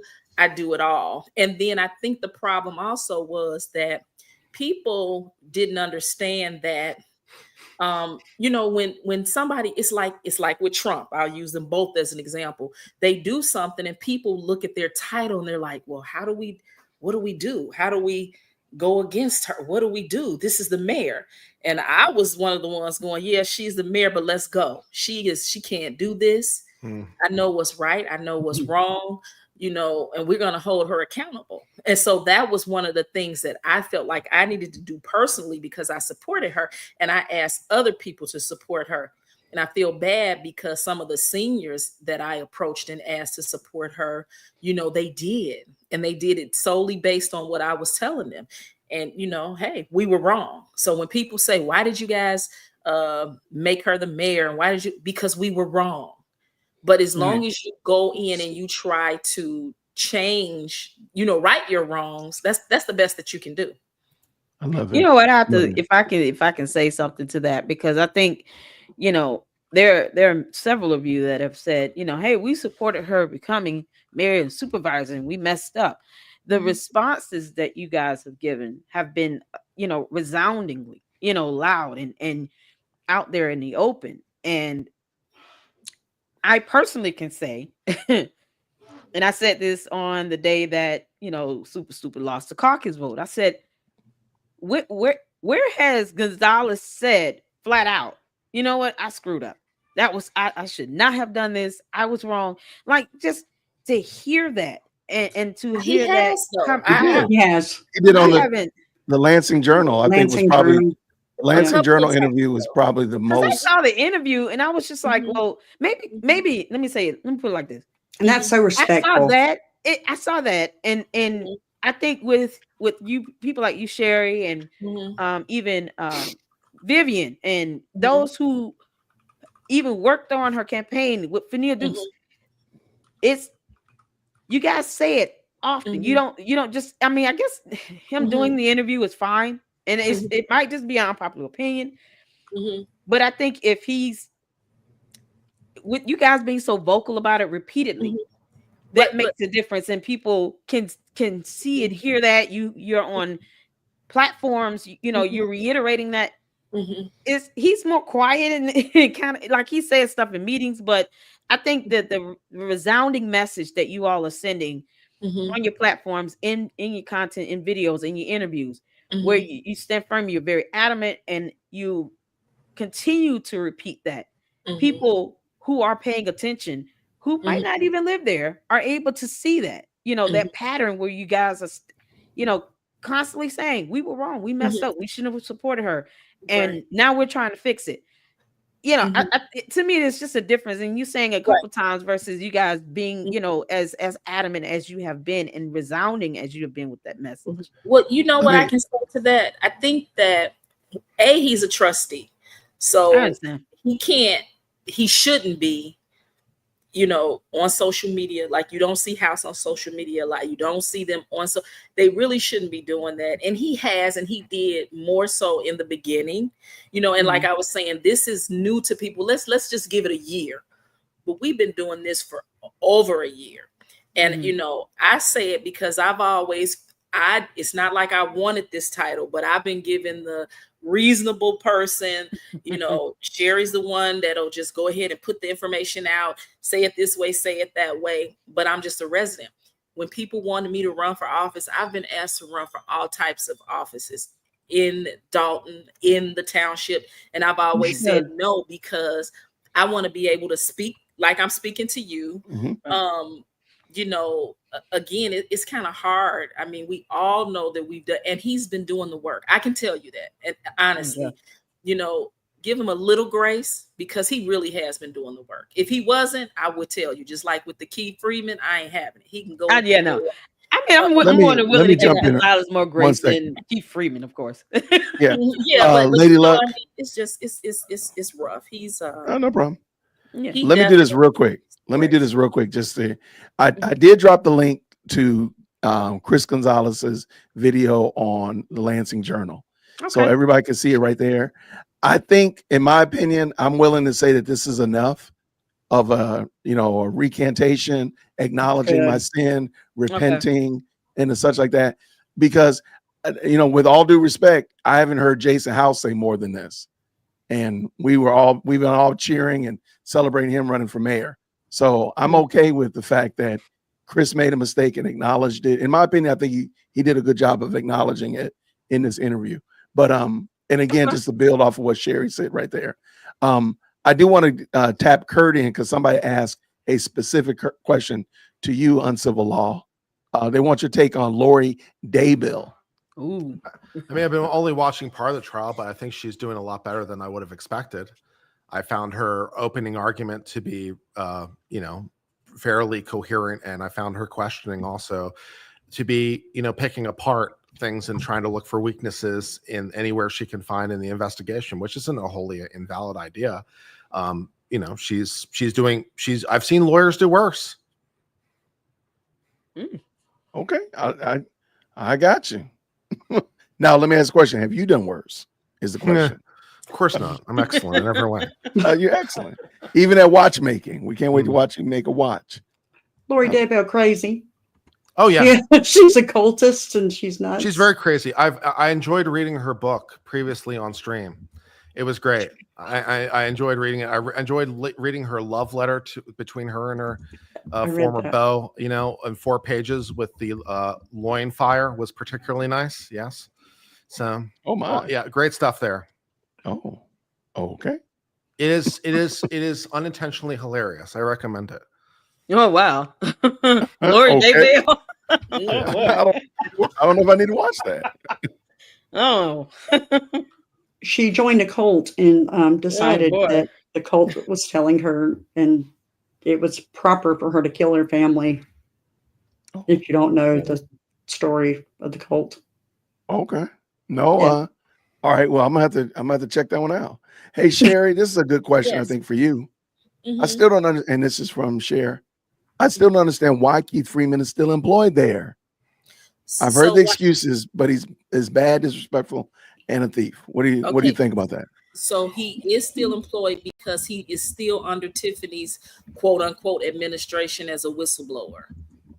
So I would say, if it were me and I was the newly elected mayor, I wouldn't fire him until after. If I was going to fire him, it would be after I was sworn in as mayor. Got you. Because he does, a house does have the right to pick whoever he wants as his village administrator or chief of staff or whatever is going to be. I have a question. Well, one of my supporters, Joyce, reminded me here in Atlanta, South Fulton, we got Mayor Kobe Rafiki, as I call him, got his wages garnished for this mural that he purchased. Nice. So I don't recall if we did it on a ordinance or resolution that they passed with the legislative body there, or if they got a court order. But what is a way for Dalton and Thornton to be able to get kind of the same process going with? So I've heard to get her wages garnished for her nonsense. I've heard that the township is already doing it. That's what I've heard. And let me okay. And then also there you go. Let me just say this for Dalton. Let me just say this. Trustee Kiana Belcher and newly elected Mayor House are both CFOs. They know what to do. Okay.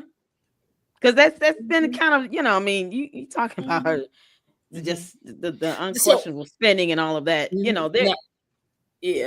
to have to not say avoid, but oftentimes you have to take person to court and get a judgment to try to get some of that money back that they spent and misappropriating and all these things.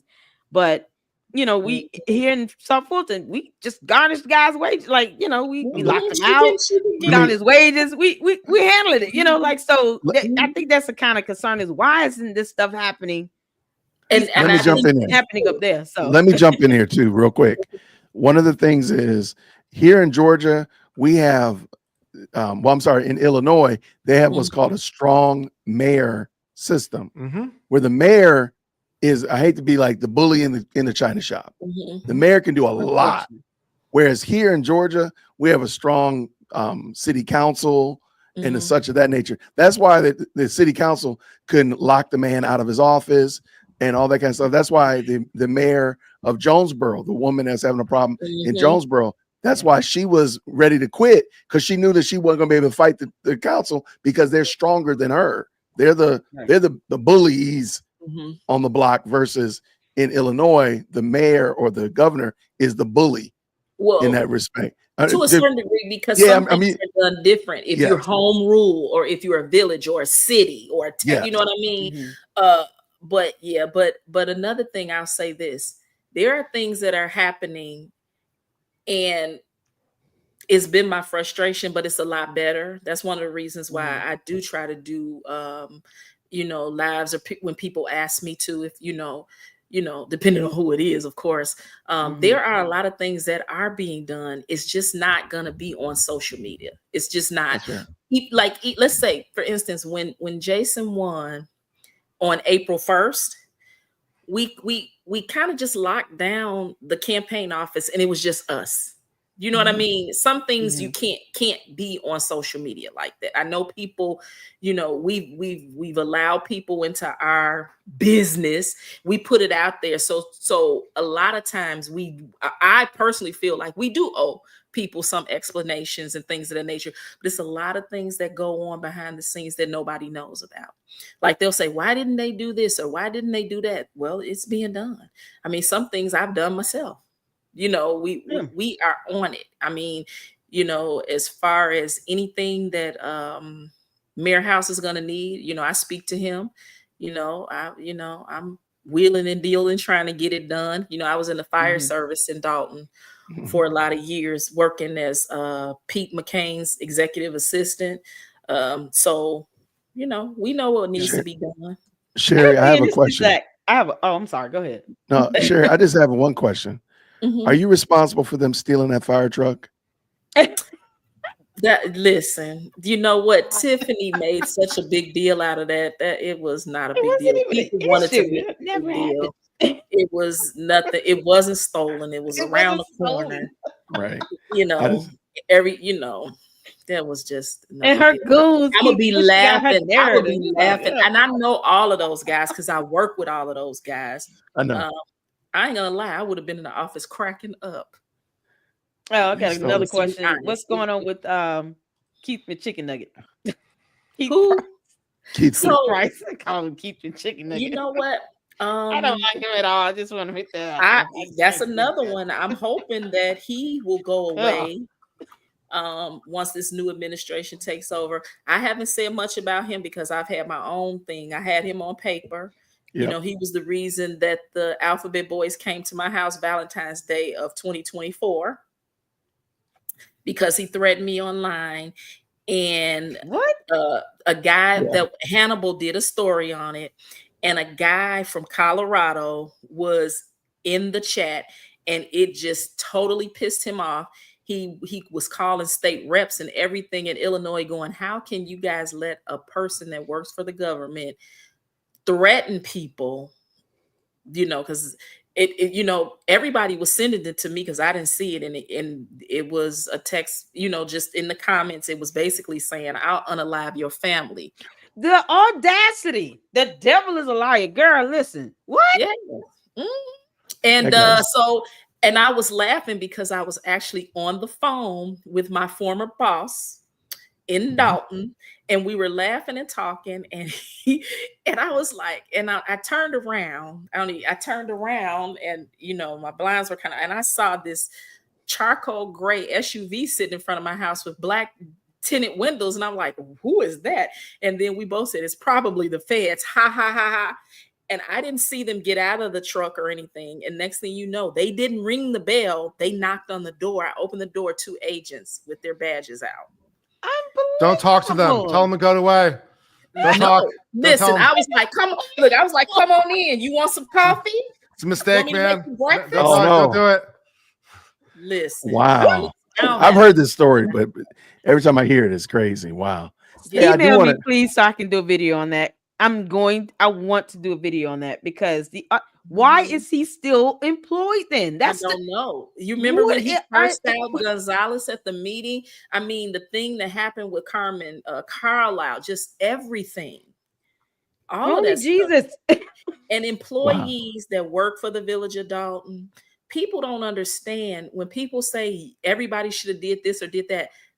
Employees and residents watched Tiffany. I'm never calling her mayor again. They watched Tiffany do whatever she wanted to do for 4 years and nothing happened to her.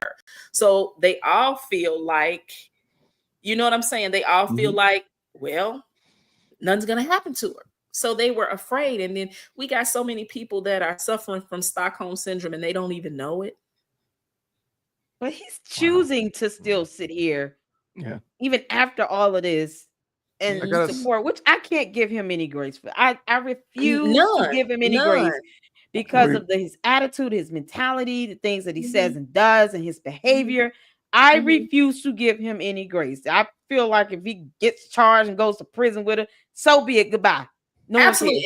And for the record, just so everybody knows, was I afraid? Absolutely. Oh my God. If I was report to the FBI, are we overlooking that? He had the FBI to come to your house. I mean, they came because of him. Yeah. So they came because of him and your protection. That. Okay. Ooh, Lord, I'm about to say. We'll talk. I'll tell you more about that like offline. Okay. Yeah. Okay. You got. What were you about to say? I need to sign off, guys. I'm sorry. You got it. I'm sorry. Not a problem, friend. Civil law. Thanks for having me, though, and happy birthday again. Thank you so much, friend. I appreciate you. All right, that was good night. Now that was uncivil law, but we tapped in another great content creator, Violet Chikune from Berean Babes. Now, greetings. I hope you better be at a stoplight. I'm on the road. So, my network is not that good, but so nice to see you guys. And Jason, happy birthday. I'm so happy for you. I'm very proud of you. You are a very, very encouraging person. You have a gift of encouragement. And it's so amazing how you've grown. And, these are the new people that I'm meeting now. But, just watching you grow, and what I like about you, you haven't changed. You have not changed at all. I remember you reached out to me when I had 18 subscribers on my channel, and it just didn't even make any sense. And you had either 600 or 300, but I do remember that I had 18, and you actually encouraged me. And I was just like, why would you encourage me in my heart, right? I have got 18 subscribers. Like, okay, what am I in this big scheme of YouTube? But I'll never forget that. And you haven't changed. So I do appreciate you for that. And you've been so much help to so many people in so many different ways. So I'm happy that you can see the fruits of your labor, and God is blessing you in different ways. So happy birthday. I'm wishing you so many more, that you get to live the Abrahamic years, 120 years. Why not, right? Beyond 3 fiscal years in a term. Yes. I love it. Now, thank you, Violet. That's very kind of you. Violet Chikune from Berean Babes, fantastic content creator. If the mods could drop her link in the chat, I don't see it in there yet, but Violet Chikune, Berean Babes, excellent content giving Christian perspective, Christian female perspective. I need you to spell it out for me. I'm sorry. No problem. I'm going to put it in the chat right now. Because I'm going to talk. I think I got it saved right here. But excellent content creator. I'm glad that we met. I'm glad I met your husband, and looking forward to hopefully seeing y'all this September when y'all come down. Are y'all coming down again? Lord willing. Lord willing. Got it right here. Now, okay, so I got you here now, Violet. You got to answer my question. And Sherry, same thing, you too. I'm all right. I need your unpopular. I'm asking everybody who comes through tonight for their unpopular opinion. It doesn't have to be, politically incendiary. It could be something real simple, like I've never worn Nikes before. But what is your and please don't let it be about sugar grits, or I'm gonna put you in timeout. What is your unpopular opinion? I'm gonna go with Violet first. Wow. What is my unpopular opinion? I can't even think of anything, Jason, believe it or not. I'm a quiet person, but nobody would believe that I'm quiet. I don't believe it. I don't. Yes. I really don't believe that. I've only gone to the movies by myself one time in my entire life. That's because you be out there dating. You don't be trying to rub it in. They was lining up to date you. No, I'm just kidding. Shout out to Lou. Shout out to Lou. Okay. I just can't do things by myself. I have to have somebody with me, or not, or I can't do it. I can't go to a place just by myself. Really? Like, yes, that's very weird. I know. Okay. Yeah, that's very weird. All right, Sherry, what's your unpopular opinion? We've had pineapple on pizza. Cats are great pets. I don't think Nikes are well made. Rolexes are horrible. I mean, we've had some fun ones today. What you got? Before she goes, for the record, I actually do like pineapple on pizza. Timeout. We got to put you in timeout. Here we go. Put you in penalty box. I've never had it. So that like might be unpopular because I've never had it. And I'm actually 6 years older than Mr. Birthday Boy here. And I've never had it. You never had pineapple on pizza? Me either. I've eaten it before. Yeah. Because I've eaten it before. I understand what they're trying to do. It shouldn't actually exist. Right. It's like this should not exist. Like, what is this? It's like putting raisins in ice cream. Like, why? Oh no, that's an abomination. Raisins and ice cream, no. But the first time I tried pineapple on pizza, I was like, wow, this is so good. So every time we get pizza, we definitely do add pineapple to it. On purpose? Yes. Yeah. What was that? Yeah, like, you know, you pineapple and chicken. Yeah. Yeah. Okay. All right. Now I've had We're gonna slowly just ease you on out of the stream. I'll go ahead and put you in the penalty box. Oh, that's not nice at all. I just take cheese and extra sauce and keep it simple. That pineapple, God. I'm trying to find my book about Tiffany Henyard, that book that shouldn't exist. Lord, that damn book. You are a mess. I'm You know there's a loving book, though. Lady Luck Club. You know there's a book, right, Sherry? You No, said I what you didn't. said? Oh wait. Oh, you don't know this? There's really a book. There's really a book. Like Oh, Jason told me about it the other day. I just got done reading it this morning. There's really a book. But now she didn't write it, did she? She authored it. Ugh. Yes, she Oh, did. I It can't says at the end. No. Look at the end. Look at the end. I can't purchase it Look at the end. then. I'm sorry. What do I do with it? Well, guys, Jason, I gotta drop. Gotta keep my eyes on the road. Yes, But, keep your eyes on the road. Yes, Bye, happy babe. birthday to you. Nice meeting you. Some ladies, I know I subscribed to Mandy, but the other two, if you put the link so I can subscribe and support your Yes, I'll do it channels right as now. well. I Yeah? did All right.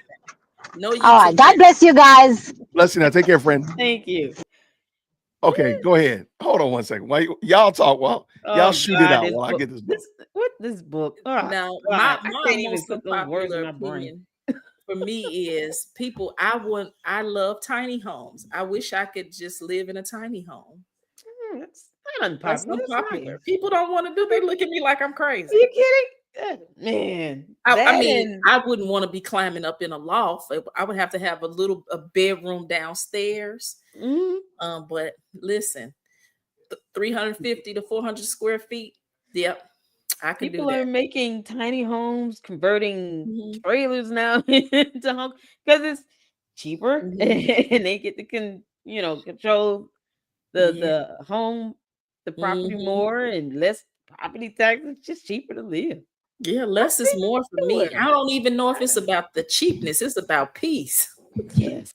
Yeah. And coming home. Ooh. Oh God, the devil is a liar. So it's actually a book. It was written by AI. I'm sorry. There's no way you can make me believe otherwise. Yeah. It's extremely surfacey. So if you can imagine a stone skipping across the lake, it just hits the high points.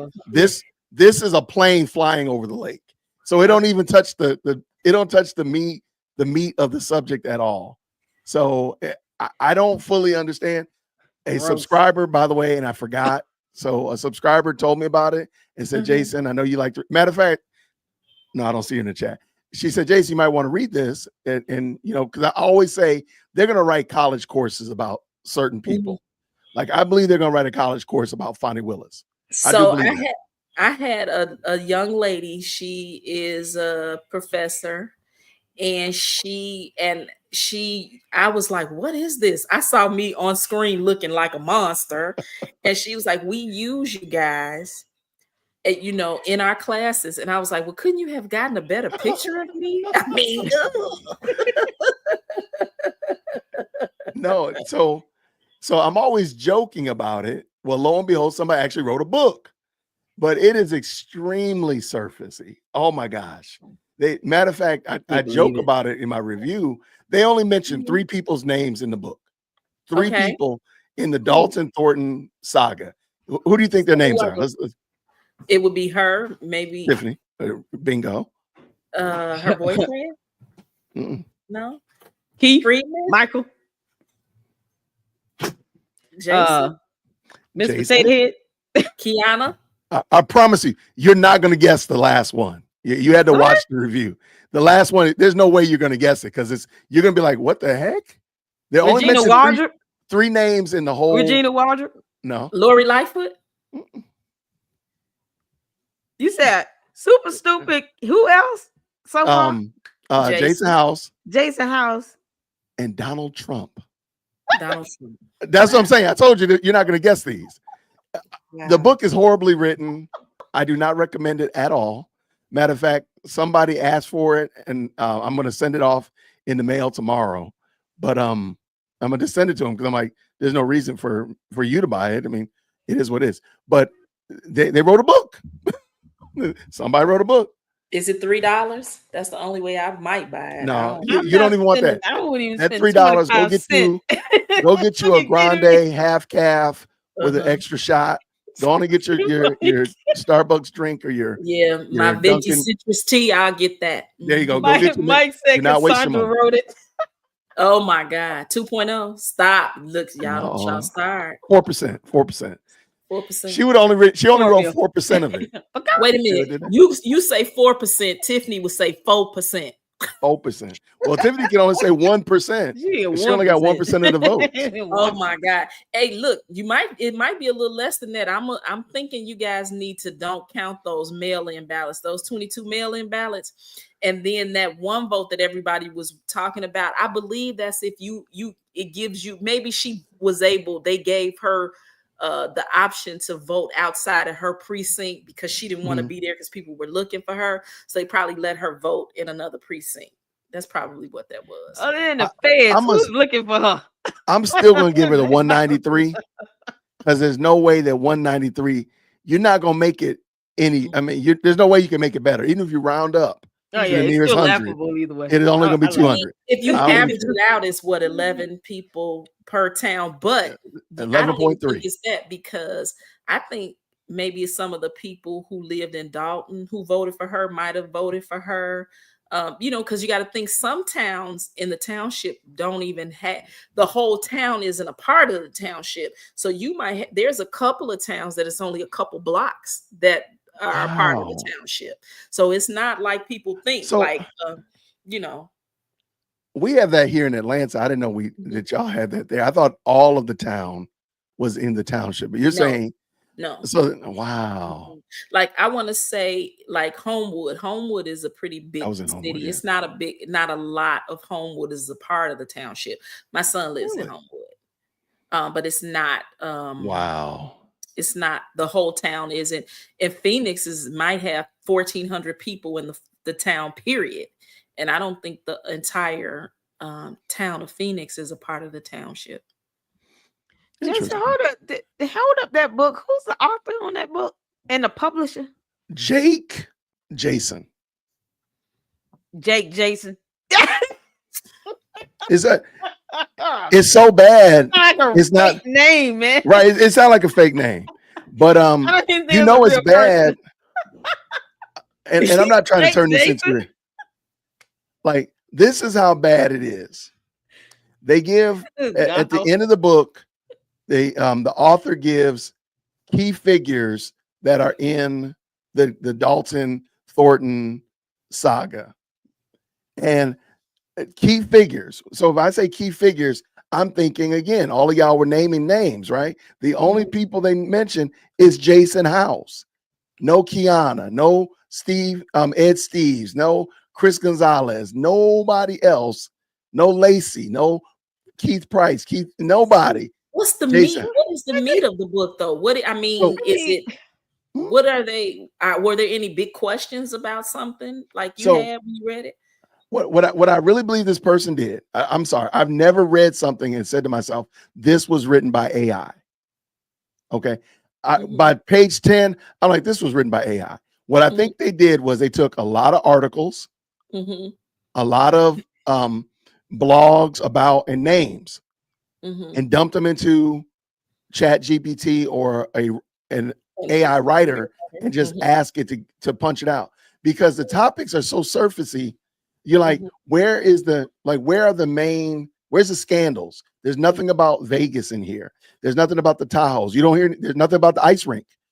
Nothing. I'm like, there were major scandals. Point? Like, what was the purpose of them, of the book being published? Like, I really believe, well, one, it's not even on Amazon, so you know that there's some shenanigans going on, because you can get any book on Amazon. This is only at Books A Million. So there was the first problem right there. But let me go back.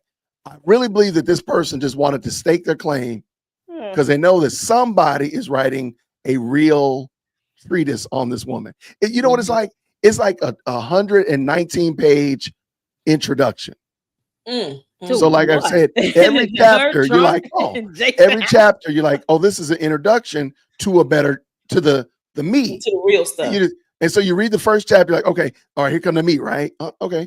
Second chapter, okay, here come the meat, right? Third chapter. Next thing you know, you turn it to the back page, you're like, you're done. And there's so it's like this book should have been 30 pages or it should have been 400 pages. So it should have been a full, let me bring in all of the players, all that kind of stuff like that. There's no Napoleon in here, no Raucous Caucus. It was written after the Raucous Caucus. So no Raucous Caucus. None of that stuff. No recall. What? I mean, for crying out loud, the recall ain't even in here. So you know what? Like I'm telling you guys, I'm in rare form tonight. So I'm let's go. Let's go. Ask me a question. Let's go. Because one thing that people were saying when you just mentioned the recall, people was like, oh, they really screwed that up. We gambled. Because what we did, we know what we did. I don't want to say it was wrong. It was either do that or do nothing. We didn't have time to split the questions up and put it on one election and then the other election. We knew it was going to cost money, and people were saying, why didn't they do it again? Because they were just focusing on the election, and we knew we would beat her in the election this time. Thanks. So again, we needed to split the questions up, but we didn't have time to do that. So that's what happened with the recall. And that judge, that Cunningham chick, she could have did what she needed to do, but Tiffany was being protected by the Democratic Party. That's a lot of people don't realize that. So yeah. Period. And it was a slant. And another thing was people did not expect the residents of Dalton to stand up to Tiffany. They didn't expect they because she's so ignorant. I think they thought that everybody in Dalton was the same way. She was feeding us. We sounded like we were speaking Chinese or Ebonics like her. It was just people thought one way. And when we said, wait a minute, we're not putting up with that. When I was trying to reach out to John Kraft, I was like, answer your phone. We were not playing with her. But it just didn't catch on until maybe really good until maybe a year ago. But we've been doing it. So it was consistent. We kept trying and we kept trying and we kept trying. And she kept getting, the more we tried, the more arrogant she became. Yeah. She got really arrogant after that recall. She knew she's been being protected. And I think that when these RICO charges and stuff come up, I think people will know then. I think that, a lot of things are going to come out when a lot of this stuff becomes public. But that's what it was with the recall. It was just, we had to gamble. It was either do that or do nothing. So we decided to do that. And of course, when we won, we were crying. I mean, it was loud. I mean, we loved it. And she knew she was going right to court. And you know how it goes. her protection kicked in. Chris Welch, his wife was our village attorney when she first came in For office. So, it was just a lot. She was just, the Kwame Raoul, our attorney general.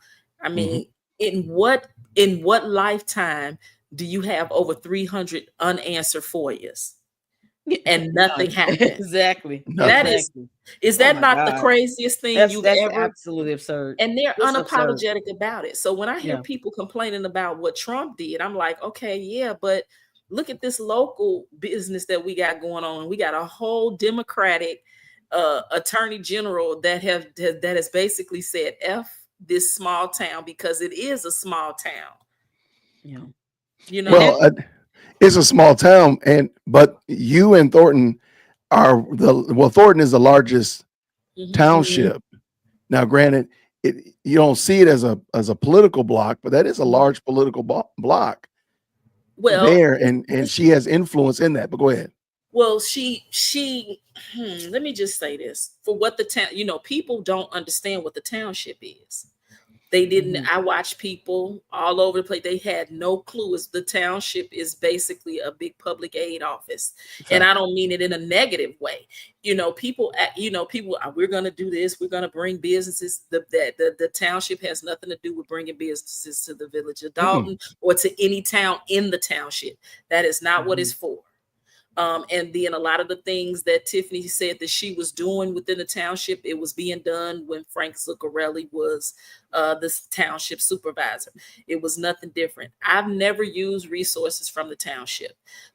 Since I've been in Dalton for 26 years, the mayors that I've dealt with never had a relationship with the township supervisor. Not that it mattered. I mean, because you really go there when you need assistance with something. I've never needed their assistance. I never used the tax assessor or anything. I know her. She's a great lady. But anything I've ever had to appeal my taxes or whatever, we went to Markham Courthouse. We didn't go to the township.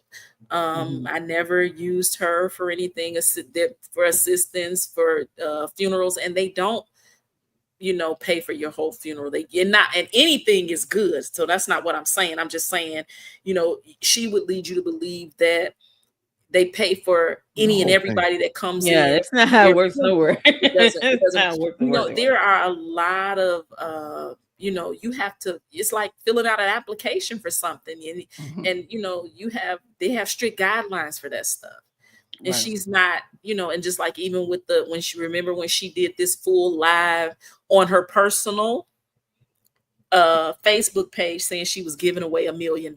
Yes. So she had people, and I'm like, I was saying to now, that's the only time I thought when I looked at the people, like, what is wrong with you all? What makes you think this girl's giving y'all $1 million or giving away $1 million? And it's just so unreal. The fact that she's such a narcissist, but was an opportunist. There was always something. The way I looked at it as anything she said is all about what is she getting out of it. That was always the question that I would ask in the forefront. What is she getting out of this? Because there is no way you just gonna give away. No one makes that type of. I tell you what she's because getting it's so unrealistic. Well, what she's getting out of it, what she was getting was like $15,000 every 2 weeks from the township, and probably $2,000-3,000 every 2 weeks from Dalton. That's what she was getting. You know what? When she was running, we my good friend, he's like a big brother to me, Marquis San, he was like the sensei. I would look to him, to find out what to do and that type of stuff, how to figure it out. Cause it was like, this girl is crazy. And he was helping with her campaign from Dallas. I knew him, of course, before she ran, but again, he was, trying to help us, get her together or get her on a leash or whatever. I mean, they were setting up for her to have like a speech class. We were collecting resumes so she could look at them for her department heads. And she wasn't even opening those emails. Oh, wow. So Wow. and then that's why I was not shocked when the very first meeting she said we're gonna do things a little different. I said, this heifer here. Yeah, I got a question from Foxy. She's asking, how can I get the schedule for Yes, the tea with the trustees in Dalton? It's always the second Saturday of the month. Always the second Saturday of the month. It starts at 9:30 and it runs to maybe about 11:30 or noon. It's usually done by noon. And is at the field house or where is it? It's at the Lester Long Field House. It's 14700 Evers. I love it. Yeah, okay. Great question. And Foxy. here's my my frustration with these judges that are becoming so corrupt. It's just disgusting. But Judge Mohan charged this girl with direct criminal contempt of court. Why, in God's name, has she not been remanded to Cook County Detention Center yet? What is going on? She's being protected. That judge has nothing to be afraid of with her. She can't do anything to the judge. It's not like, afraid. why is this Not afraid. Just a part of that machine that's protecting her.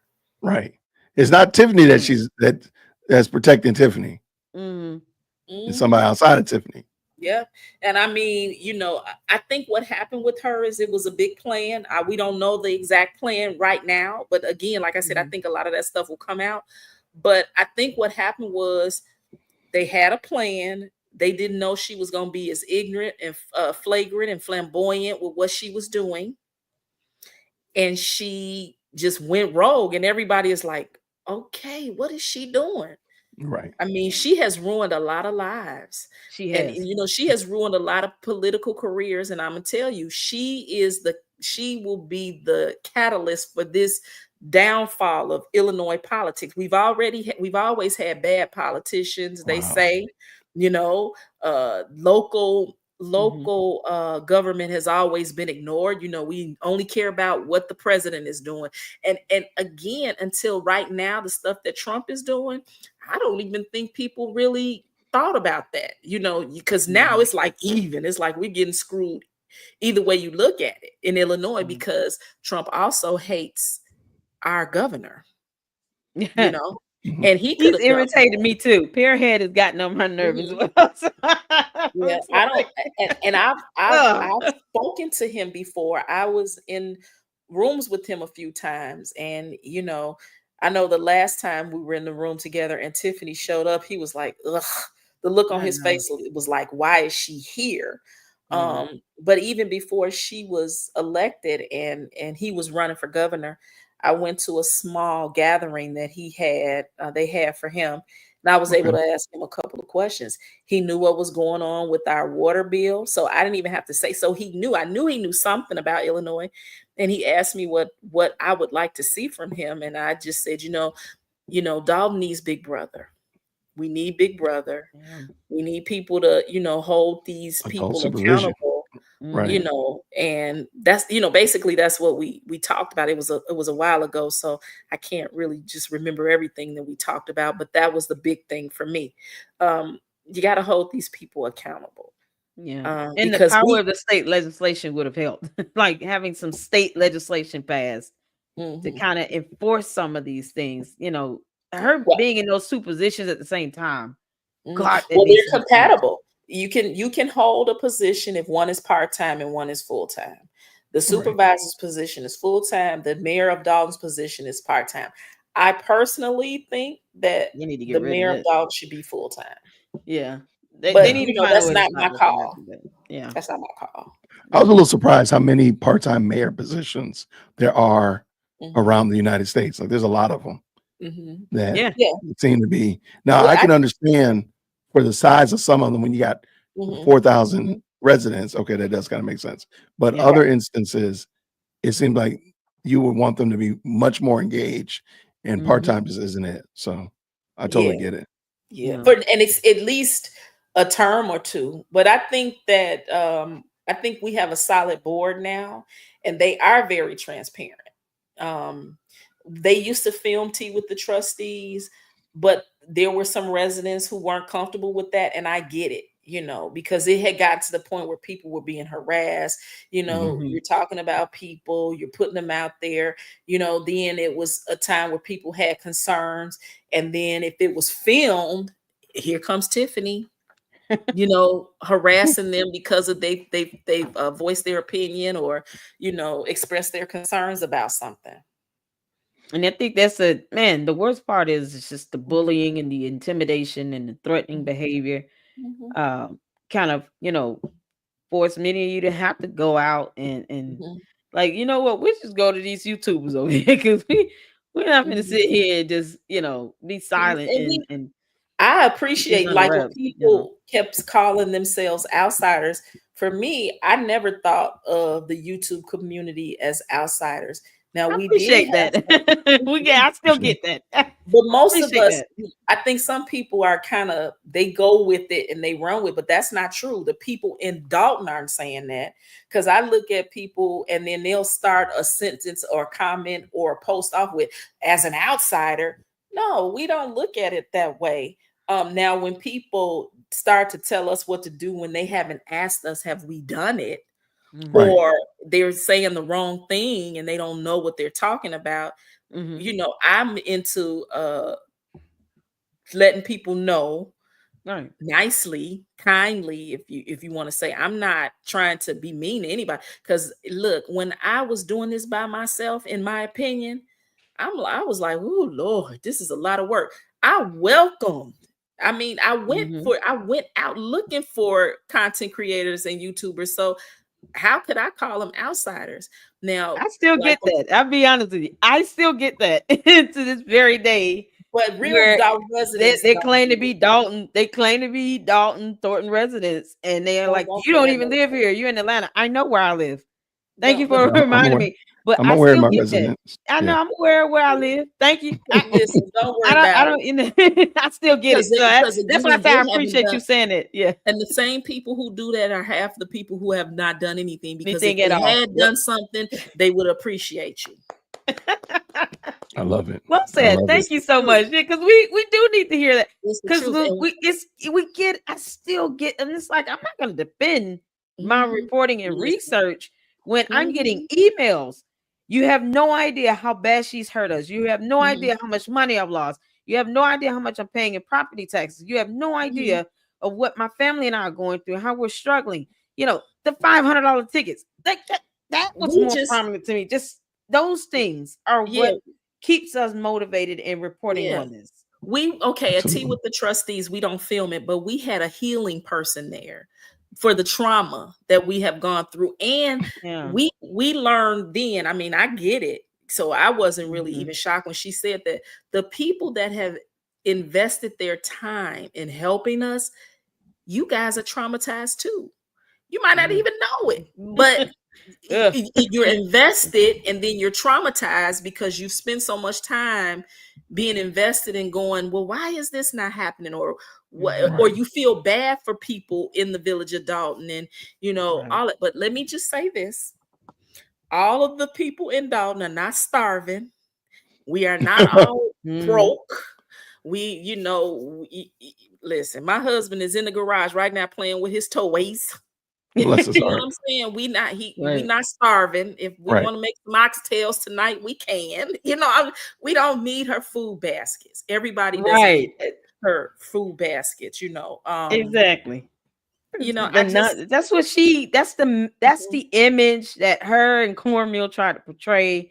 Yeah, we're Mhm, run down. We're just despondent, and look at these mhm. dilapidated houses. We just be But better that's off in giving it any over and fight. town, any town that you go in, you're gonna have, and then especially because Abandoned of houses. the housing market and what's going Right. on, Yeah. it's not just okay, these people have abandoned it's everywhere. We don't have more Right. Section 8 tenants than anybody else, because there's a Right. limit. In each town, you can only have so many. We don't have Mhm. any more or any less than anyone else. Absolutely. Yeah. So Uh, again, we just got to get back to some good government and trying Yeah. to move past what she's done. And my Mhm. good friend told me, she was like, when we okay. were talking about this about 3 years ago, she said, Sherry, you guys are gonna have to rebuild from the ashes. And I was thinking they were gonna come in and swoop up and get her a long time ago. But she was like, it's not gonna happen. They're not gonna arrest her until after she's out of office. I mean, she was just really calm when she was telling me, and I had an attitude. I was like, I don't want to talk to you no more. Let me get off the phone. Well, you know what, Sherry? I think since we've been talking about Tiffany Henyard for a while, you know, for the last couple of minutes, and y'all know the Candyman rule, right? If you say Candyman 3 times, she gonna come through the mirror. You're gonna pop up. And I think, you know what? Y'all done talked her up. Ladies and gentlemen, we got Tiffany Henyard in the building. I'm starving the board. I'm feeding the people. I'm starving the board. I heard y'all was talking about me, so I had to come through. Oh, wait.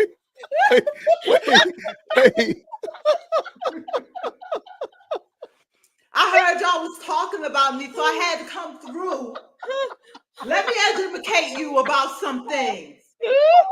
Are you ready, Jason? Let me educate you, dear woke Christian. I'm here. Drop the knowledge. Educate you. Drop the knowledge. Let me Drop the knowledge. You. You attack a black woman? You attack a black? I'm black. You're black. We're all black. You are epic. Why are you attacking a black woman? Oh God. My dear God. This is what y'all get, man. This is what y'all get. Y'all done talked to her. Now she here. She's present. Look. Oh my God. Oh my Lord have mercy. I was like, no. Let me school you get up. Let me school you today. You don't listen. So I want to educate me. You don't listen, so I'm gonna educate you. I'm educating you about some things. Oh, drop it. We here. Drop the knowledge. You're about to get this lesson. Let's go. All right. Kuma Moladi. I ain't no dummy. Right. You're not. Kuma Moladi. For sure. So communication. COMM. UN. God help her.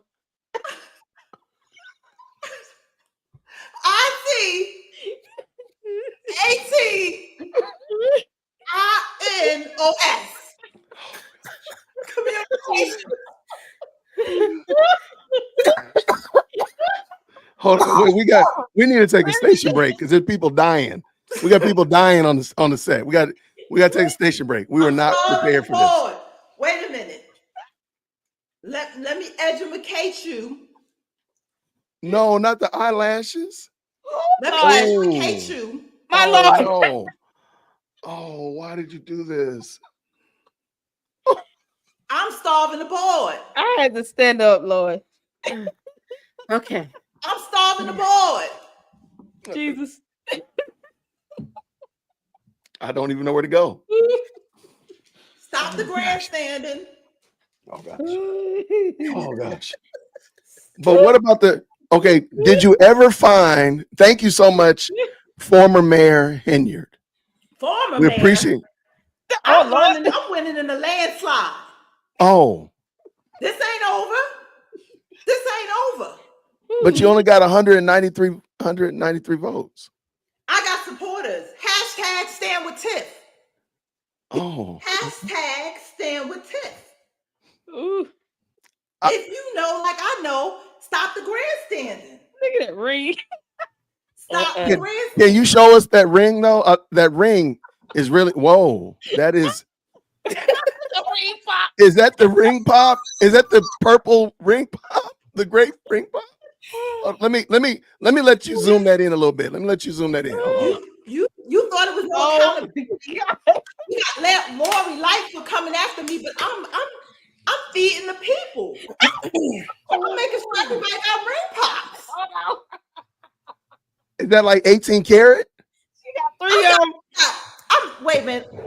Hold up. Whoa. Oh no. I gotta make sure. Oh my gosh. I got ring pops for days. Man, you got ring pops for your ring pops. for my constituents. Oh my God, y'all killing me. Y'all don't understand. We don't. You are right. We do not understand. Oh, God. That is a true statement. No lie detected there at all. I want to educate you. So, Well, okay, go ahead. Let's get this straight now. Y'all better do your research on me. Do your research on me. I love the kids. It's nothing they can do about it. You got to stop listening to negative people. The media is not going to tell you that I'm starving abroad. I will continue being great, happy, loving, and strong. Hashtag trust God.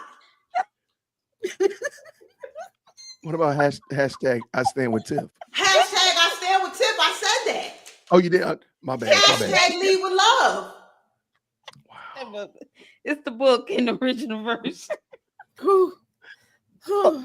So y'all snitches better have my money.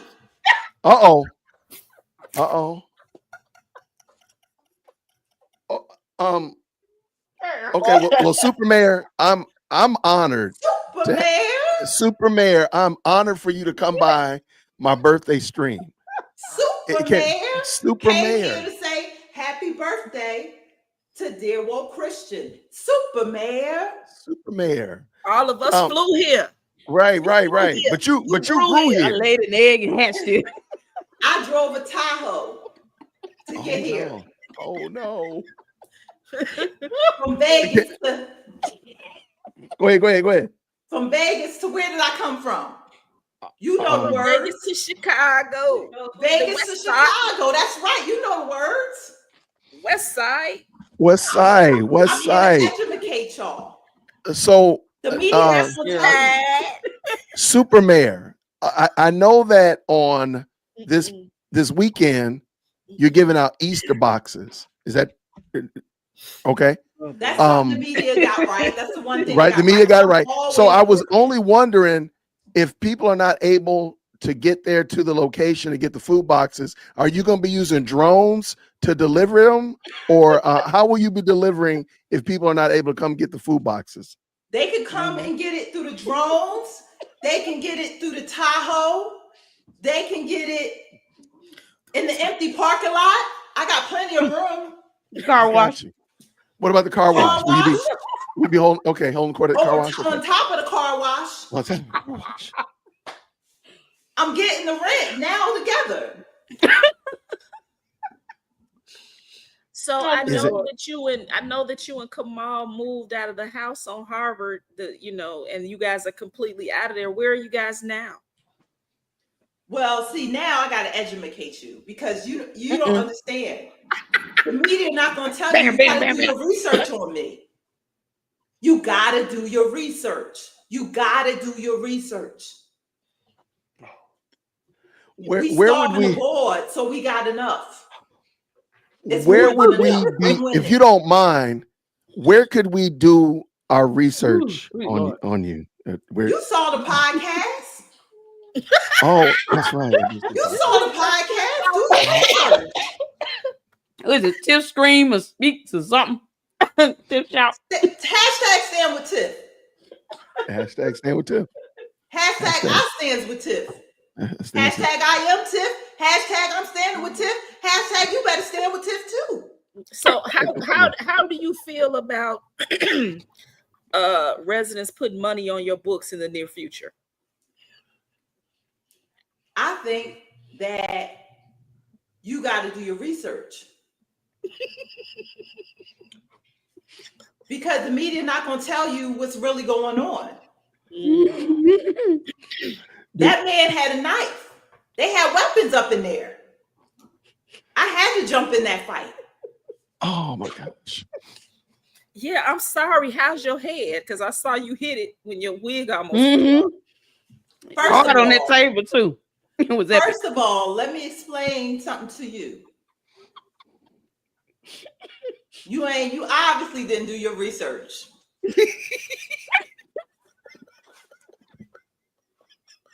You obviously didn't do your research. I'm just here trying to educate the people. I'm starving the board. I'm thieving the people. See? Hashtag stand with Tiff. Do you plan on transitioning out of that town hall? Or are you going to change yourself to the desk? How's it going to go? Well, all the votes is not in. It's illegal. It's illegal what they did. I don't believe the results. It's illegal. It's a lawsuit. It's a lawsuit. It's illegal. Illegal. It is illegal. Illegal. Super Mayor, I just want to know. Okay. If by some chance, Super Mayor, the count doesn't come back in your favor, the 193 does not balloon up to 20,000 that you would need to win the Thornton Township position. Have you thought about any other roles that you would possibly hold outside of Illinois politics? Have you thought about those? Like just for a thought experiment.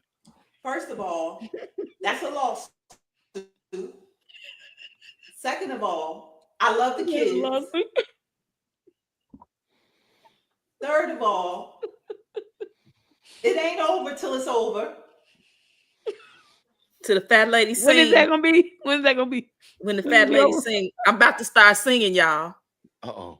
When's it gonna They be over? talking about clean house. They should have cleaned house, got house out. Why is he still in there? Get house out, clean the house. I heard you had a book. What's going on with this book? You heard, right? Can you if I send you this, could you autograph it? I love the people, so I'm feeding the people. I'm gonna feed kind of the books. You give them the books. Is that like so? Just in case, I want to go back to my initial question. Just by just a fluke, you're not able to secure the recount and whatnot. Have you thought about possibly reality television? All things is on the table when you educate yourself. Man. When Those you are do bars. your research, Those are bars. reads. And so there's all types of possibilities. You won't go back into catering? I'm the good burger. Man. Good burger.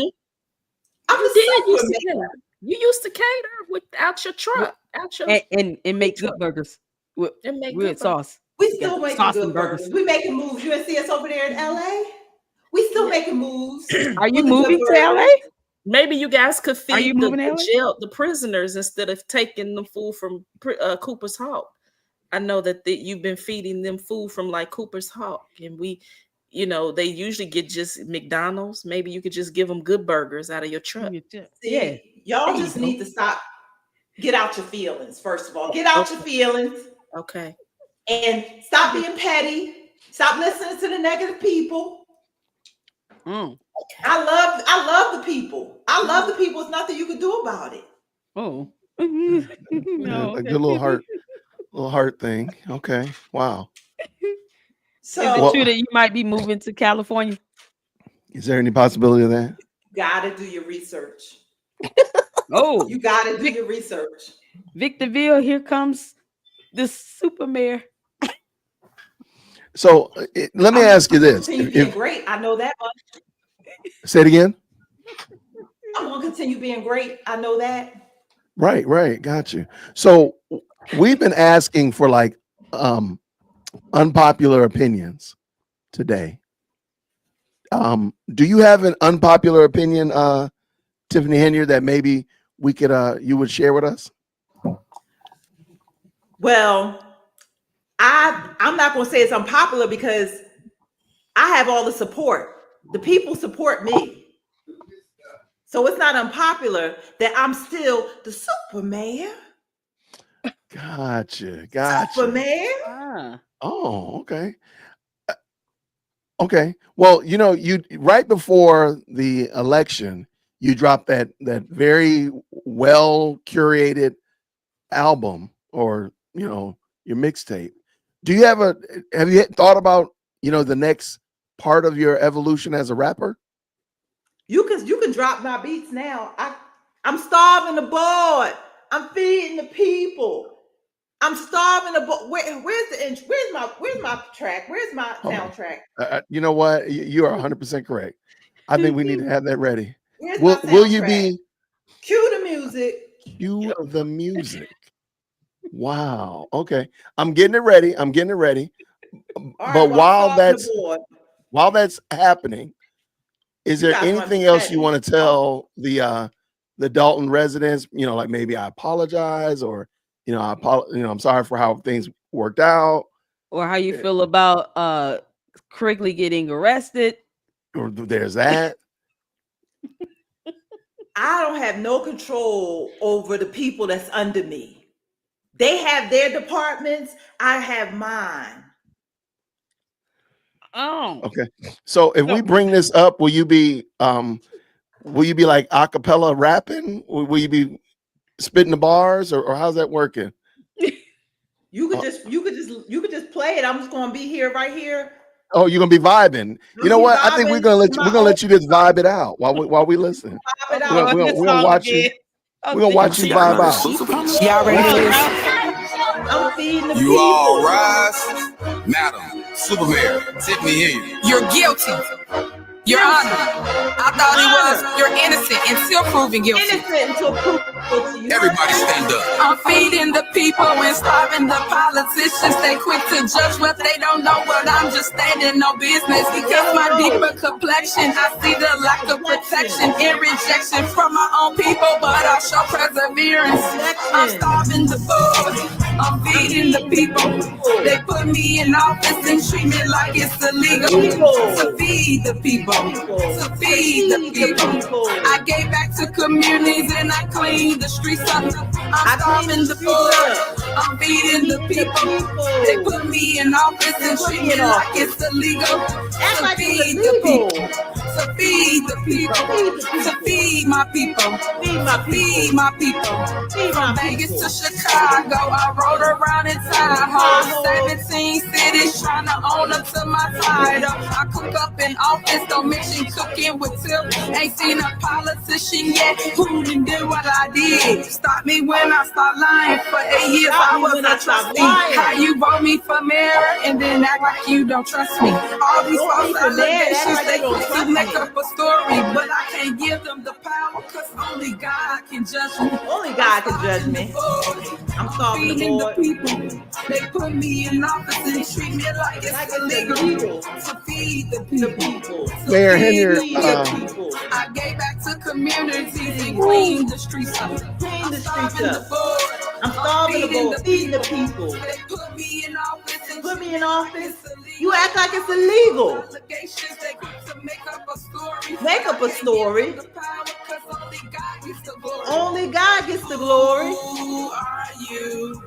Who are you? I don't even know. I have no Who idea. are you? Who are you? You heard the song. Come on. Who are you? Oh man. Make sure you go follow, share, and subscribe on YouTube. Tiff Speaks the Truth on Facebook. Tiffany's Instagram, Truth. You heard it. You heard it here. You heard it first. That's right. I'm starving the board. I'm feeding the people. All right. So Mayor Hilliard, into office acting like it's illegal. Mayor Hilliard, are you willing to take a couple of questions from the audience? Let's do this. Let's So do this. if you And then I gotta go feed some more people. So okay. No, I appreciate you. Is that Kamal and Baby Justice, or like I got plenty of people, I got plenty of supporters. You saw that 193. You saw it. I got supporters. All right, if you have a question, y'all can put it in the chat. Just put a green heart in front of it, or maybe just an emoji. We got what? Yeah. We got a couple. But so somebody asked, I believe they were just asking about your stylist, since you know I think you used to have the stylist that was on adults and payroll, and I don't think they're there anymore. So they were asking like who's. I'm just kind of reading into this question. Who did your hair? I'm the mayor. I ask the questions. Y'all don't tell me what to do. I'm the super mayor. It's supervisor of the township and mayor go together. Super mayor. You like how I did that? Super mayor. I do like how you did that. I do like how you did that. I just don't like the fact that you didn't answer the question I asked. Super mayor. Oh, okay. Did you okay? So here's Maudell. Thank you so much. Did you really attend college? You gotta do your research. I'm here educating you. You don't. How can I educate? I don't read. If I don't read, I can't educate you. I went to college to start the board and feed the people. I got you. And with that, Mayor Henyer, what does God have planned for you next? Do you believe? Watch my next move. There you go. Watch my next move. Amazing. I love the kids. I love the kids. Does that next move involve you and Leota's breaking up? How is you and your married boyfriend's relationship going? For the 8th and 18th time, y'all need to get out your feelings. Y'all need to stop being petty and get out your feelings. Oh my God. Could you speak on the skating rink? Like, do you foresee this? What is your vision for the skating rink as a new administration comes in? Do you want them to keep it, get rid of it, put a shelter over it? What's your vision? How much did you get back on it? Right. What was your kickback? So much. What was your kickback? For the community. I'm here for the community. For the community. See, communication. COMMUNTONS. Communications. We could do a lot with the rink. We could do a lot if these snitches have my money. Oh. Snitches better have my money, and they got my money.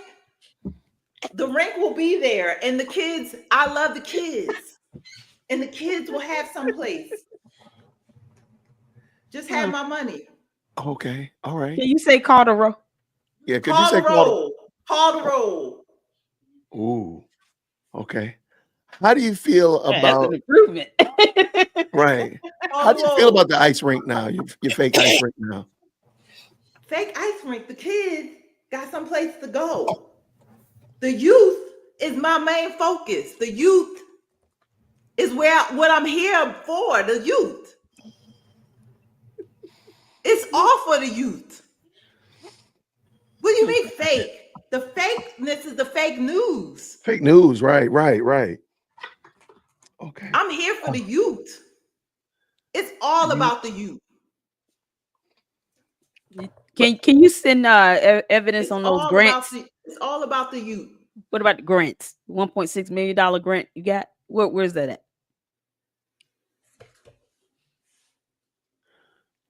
Okay.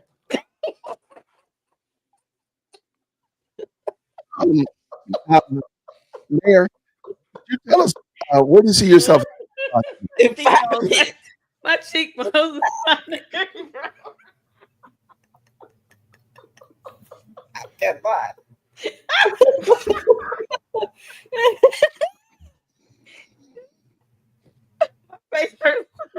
I just take it that you're just not going to answer that question. Okay. Oh God. Where have you been? Okay. Well, here's a question, if you don't mind. Former Mayor Henyer, where have you been, and why haven't you been at work?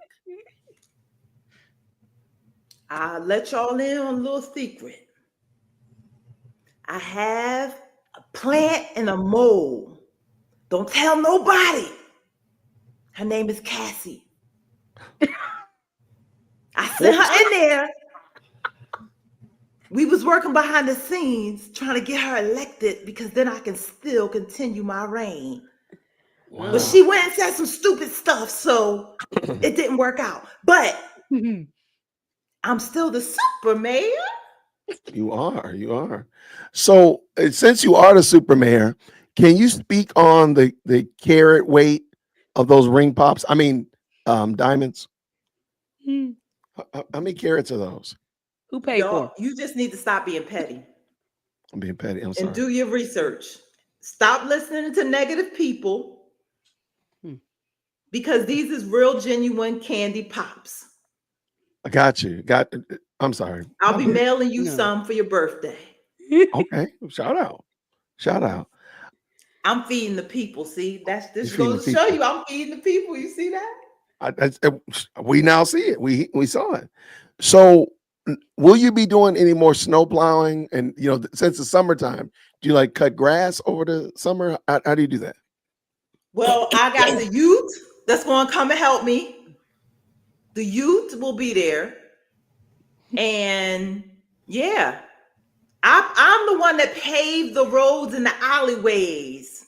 I made sure that the alleys got paved. So I'm the hardest working one. It's just because I'm the youngest. That's why y'all don't think y'all have to listen to me, because I'm the youngest, but I can still tell you a few things. I can still educate you. I really don't even know where else to go with this. I'm trying to hold on because like the back of my head is hurting so bad right now from laughing. Like the occipital bone back here is like so hard. It hurts so bad, but I'm trying to hold on. And you're not making it any better, Mayor. You gotta do your research. I'm doing my research on how to relax this muscle because I feel like I'm about to die. I laughed too hard. Will you be hosting any other skate parties? You never know. Watch my next move. It's not over for me yet. It's not. You haven't seen the last of me. I'm starving the board. I'm feeding the people. Will you be at the BET Awards this year? You never know. Never know. Okay. You never know. Will you be doing a collaboration with 4% and Beyonce? You never know. When will you be doing your Boots on the Ground remix? You never know. We need that. And then, okay, well, #stand with Tiff. We stand with you. We stand with you for sure. Will the seniors still have big bingo? That for them not to have big bingo would be illegal. They have to have big bingo. It's illegal not to let them have big bingo. Why didn't you have your celebratory party? Why you didn't have your celebration party after the primary? You left a whole hall of people waiting on you. Then Tommy G. You just gotta stop listening to negative people. Y'all gotta stop being so petty and get out your feelings. It was a whole party for you. You did have a party. You didn't show up. There was a DJ. Yeah, it was a DJ. They had food. Tommy G was there. He was waiting. The news. I was working on my exposure video of all the businesses in Dalton and Thornton Township. Well, Emily believes you. Emily believes you. She rocks you. I told you I got supporters. Look at that. Look at all the supporters. Look at all the supporters. Look at all of them. So another good question. Did your married boyfriend officially become unmarried? First of all, if you saw that I got down and dirty in that fight, you know how we gets down. So I think you just better do your research, and because you never know. You never know where I might pop up. How I might jump in some stuff. How some people might jump on top of desks and knock over TVs and break stuff. And you just never know what's going to go down when I'm around. So watch your mouth. We got you. We got you. Well, Mayor, wow. I'm really honored that you rolled through, and of course, thanking you for the birthday shout out. Starving the board.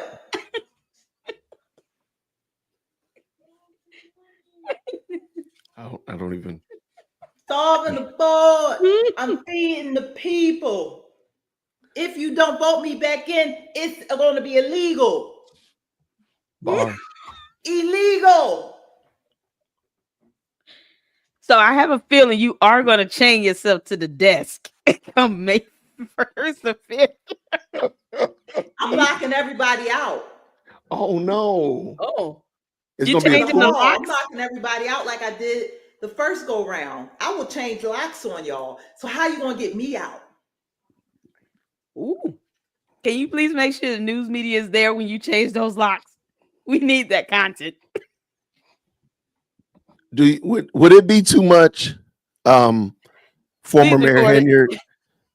Can I give you my contact information so you can just let me know ahead of time so we can live stream it?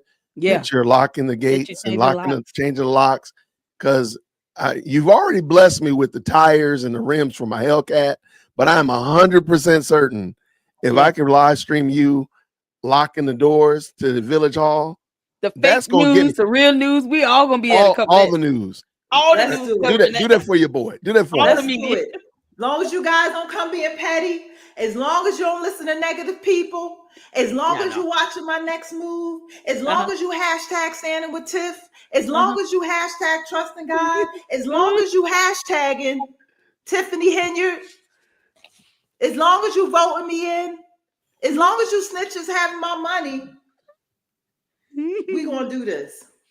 Yes, please let us know you changed the locks on the town halls for Dalton and Thornton, including the vehicles, Wherever, the trucks, the drones. I gotta wherever go. you change Hall. locks, I just want to.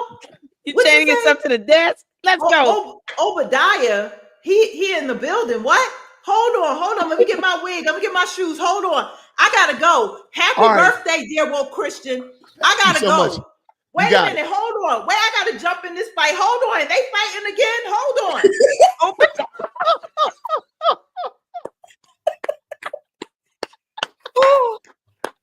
What if she come back with her hair all messed up? I'ma fall out. Well, hold on now. Hold on now. Oh, First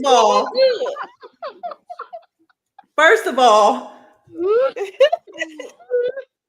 no. You ain't no real G. you better let my boyfriend go. You better let my married boyfriend go. You better get off of him. What? What you say? Microphone. Who you calling a B? UNITY. UNITY. Who you calling a B? That's what y'all get. Okay. UNITY.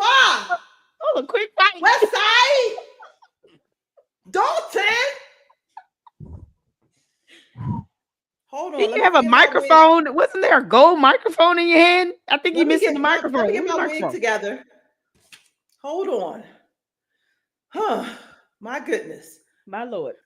My goodness. They don't do their research. They didn't do their. They clearly did not do their research. You know why? They did not do their research on me. But because we didn't get that concession speech, so it's like people were wanting that. Oh man. The concession is watch my next move. I had to change the color of the microphone because I didn't want no evidence coming back on me. Watch my next move. I got you. Well, watch my next move. That's your next move. We're ready. Wow. Watch my next move. Oh. Well, thank you so much, Mayor. All right. Mayor, you I don't know. I feel like I speak on behalf of everybody by saying I was pleasantly surprised. This is a birthday present. I'm not grandstanding. I am truly. This is a birthday present I didn't see coming. Didn't see it coming. All the grandstanding is done. It's done. Call the roll. We're gonna call a roll. Call roll. Call roll. Thank you so much, Mayor. Thank you so much. You let me know when you hashtag and standing with Tiff. This is what you get. This is what we get. This is what you get. Wow. I come through. You roll up. You roll up. I roll up. You rolled up, man. I pulled up on y'all. So just be careful when you got my name in your mouth. Snitches better have my money. Sit your $5 butt down before I make change. Oh, we making threats like that in 24 and 25. Okay. I'm the new Nino Brown in the house. Oh, okay.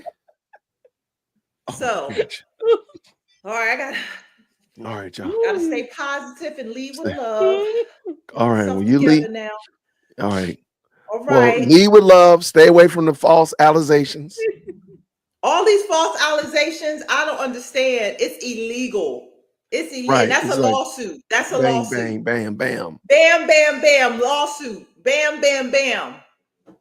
It's illegal. Facts. Thank you. What y'all gonna do with that $10 million if the Otis win? It's $10 million. What they gonna do with that $10 million? I ain't no dummy. No, you're not. You're not. All right, Mayor Henyard, thank you, former Mayor Henyard. Thank you for rolling through. You are welcome to hit that. You are definitely welcome to hit that link whenever you want to fall on through. Thank you so much. Is that how you ending it out? You just striking the pose? What is this, like Vogue? Hold on. Oh, she dissed us. Oh my gosh. I got a headache. I got a headache now. I'm trying to hold on because I got 2 more people that jumped into the chat. I'm trying to hold on, but I don't think I'm going to make it. I might pass out. Don't pass. I'm trying to hold on. Bro. Oh man. Oh my gosh. My job. All right. Well, let's hear. All right. It's just too much. It's too much estrogen in the chat anyway. Ooh, on the panel. So let me go ahead. Let's flood the chat with some good old testosterone, some vitamin T in the building. We got the Quiet Storm duo up in here. Yo, what's going on, gentlemen? How are y'all? Hey, happy birthday, man! Hey, bro, you didn't bring it like Tiffany did. No, y'all got to bring. I'm gonna send you back. Look, y'all gotta come back. No, you got to bring it better than that, man. You got to come. You better come as Obama or Darth Vader or something. Zeus. I don't know, man. You're gonna have to step your game up, Kev. Step your game up, Kevin. I was like, I don't know how we. Devin was like, "You ready to jump in?" I was like, "I guess, man." We should wait 20 minutes because that way. How do you follow that? I don't know how you follow that. I don't even know where we go after this. Like, I don't know. But we hit him with the Obama impression. It's my belief that Jay Witt, you should have a fantastic birthday. I agree. That wasn't bad. That wasn't bad. It was not. Editor Jason will put a picture of Obama up while you say that. Oh my gosh. How are y'all doing? Oh, by the way, this is Kevin Briggins and Devin Smith from Off Code Podcast. Nope. Other podcast. The other one. Off Code is not the one I do with Devin. You're right. Okay, birthday boy, get it together. Yeah, but I don't know. I might need to go on and put myself in timeout. Oh no! Introduce yourselves while I put myself in timeout. Oh no! Well, yeah. Kevin Briggins, Devin Smith from Informed Takes, and so that is our podcast where we talk about all things politics, geopolitical, foreign policy, just everything in the world of politics. And so, that's what we do, man. That is what we do. Yeah. And give Jay Witt a hard time. Yep. That's an understatement of the decade. Oh, he's unburdened. I'm wearing the hat. Man, I'm unburdened by what has been. Woo. Unburdened. Man. Oh my God. Man. I tell you what, I saw it was like a couple weeks ago. Somebody had posted a video of Kamala speaking, and they were like, can y'all imagine? Because she was commenting on something, and it was just unintelligible. It was just, can y'all imagine her having won? Can you imagine her winning the election? And this is what you have coming at you every time there's something to comment on in the world. Was this like word soup? It was I had forgotten, because she dropped off the face of the earth for a minute, and then she came back and said something, and I'm just like, man, ain't no way, man. No way. All right. Somebody asked about your podcast. Let me go ahead and drop your link in the chat real quick. Oh, appreciate that, man. Appreciate that. Thank y'all so much, fellas. And the unburdened hat, that's part of our merch that Jay Witt is wearing. Yeah. I realized I hadn't worn it in a while, so I wanted to make sure I grabbed it. Here's their link to their channel right there. Yeah. Oh my gosh, I'm still laughing too hard. Okay. I don't know if we're gonna make it through tonight. Yo, Jay Witt, I got a question for you. For you, man. What's it like being 30 years older than you? I don't know. Devin, tell me. I was gonna say, like, are you still? I mean, you know, now that this is 51. Is this 51? 51. Yep. Are you still mad at Kevin calling you the elder statesman? Well, since I'm gonna go to the barber tomorrow, and I'm gonna get that Beijing ministry and the beard. So Kevin's gonna look 30 years older than me by this time tomorrow. So he can call me elder if he wants to. He gonna look like the elder, so there'll be that reality. So I'm gonna need you all to stop the old jokes until I drop off. Oh no. Well, there you go. No, I got another question. First off, well, hold on real quick. First of all, Sherry, nobody here believes you anyway. So we know you just trying to make me feel better. We know you just lying to get friends. So unless we see your birth certificate or somebody come to vouch for you, we don't believe your age anyway. So just take the 29 and just keep it moving. Just go on, step on the top, man. You're 29. You about to get in trouble. You about to catch it. You go get it, because you know. We know Sherry is 29. We know Sherry 29 looking for a high value man, you know. Well, she not. My son is almost 30. You went back in time. That's what Marvel taught us. You can go back in time. So yeah. It don't matter. You could die and come back. You know, Marvel, anything's possible. You know, anything's Marvel. DC will fix it if Marvel don't do it. There you go. Yeah, you're welcome. All right, she's like, you better figure out another universe to live in before you catch these hands. I love Sherry. Over here. What you got, Kevin? What you got? Yeah, I was going to ask you, how do you feel about finally actually being mistaken for Jason Whitlock?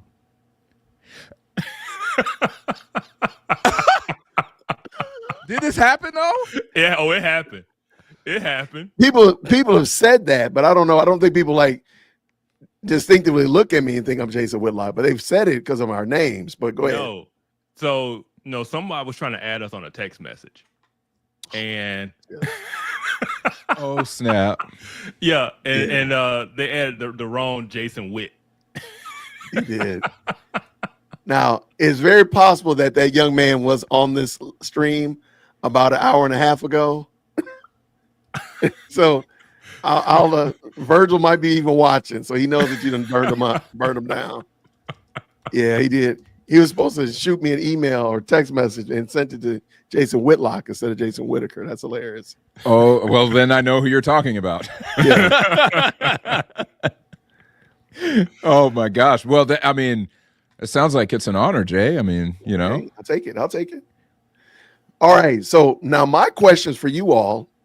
We've been asking most people tonight, and I think most of my guests, Lady Luck Club and Sherry Britton, have answered it. So you guys are going to have to answer this. Give me an unpopular opinion that you have.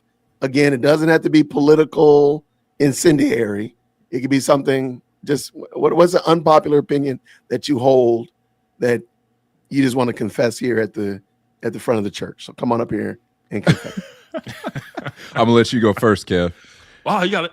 No, you're supposed to go first so I can think of something. Okay, all right. Well, I do have an unpopular opinion. Y'all might not be expecting this. However, I have to say that Dunkin' is better than Krispy Kreme. You must be talking about the coffee. Fight me. You talking about the coffee, the service.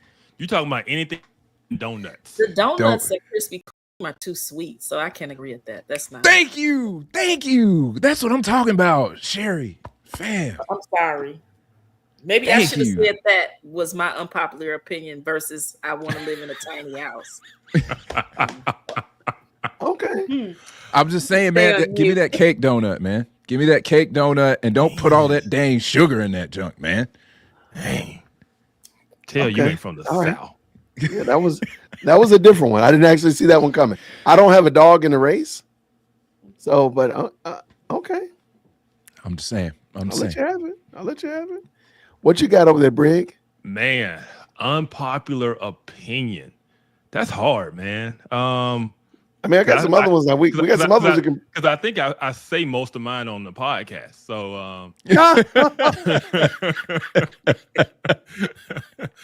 and then I found out they're not as unpopular because everybody comes in and says, oh yeah, I agree with that, you know. Yeah. Let's see. I don't think I'll say this one. What's the Not Like Us song? I don't think it's that good. You were gonna say that. I don't think it's that good of a song. Highly overrated. I don't get it. I got you. I mean, get the song. I don't get the hype behind the song. Okay. It's I will say I was kind of amazed that like people did not understand a lot of what dude was saying in the song. So like as far as the track, the track itself, the music, the instrumentation, I think is dope. The lyrics, I'm like, I can't get with that. If you actually, I was listening to lyrics. Ain't nobody else listening to the lyrics. All these folks out here doing all their TikTok dances and stuff. And I'm like, have you maybe considered that the lyrics are talking junk to you? I don't, I don't agree with it. I couldn't get with it, but I'm just like, y'all did this at the Super Bowl. Okay. Okay. Yeah, it's catchy. It is catchy, but it was just way overhyped.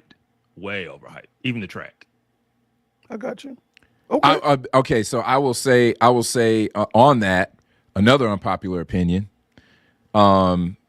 Kendrick Lamar's flow is really not that great. Like the first time I heard that dude, I was like, Busta Rhymes kills this cat. Like what?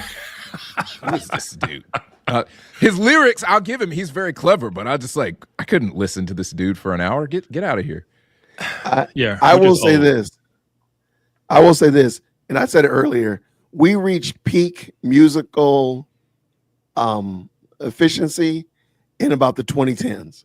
Everything past 2010 has not been anything remotely. Most of us, and I'm going to go on a limb, most of us enjoy music that our parents listen to. Yeah. Because your dad was throwing the blue lights in the basement party on Friday night and so on and so forth. So I have an appreciation for Al Green. I like Teddy Pendergrass. There is absolutely nothing that is on the airwaves or being streamed today that even touches the toenail of Anita Baker. Like Sade will she never has to worry. No worry.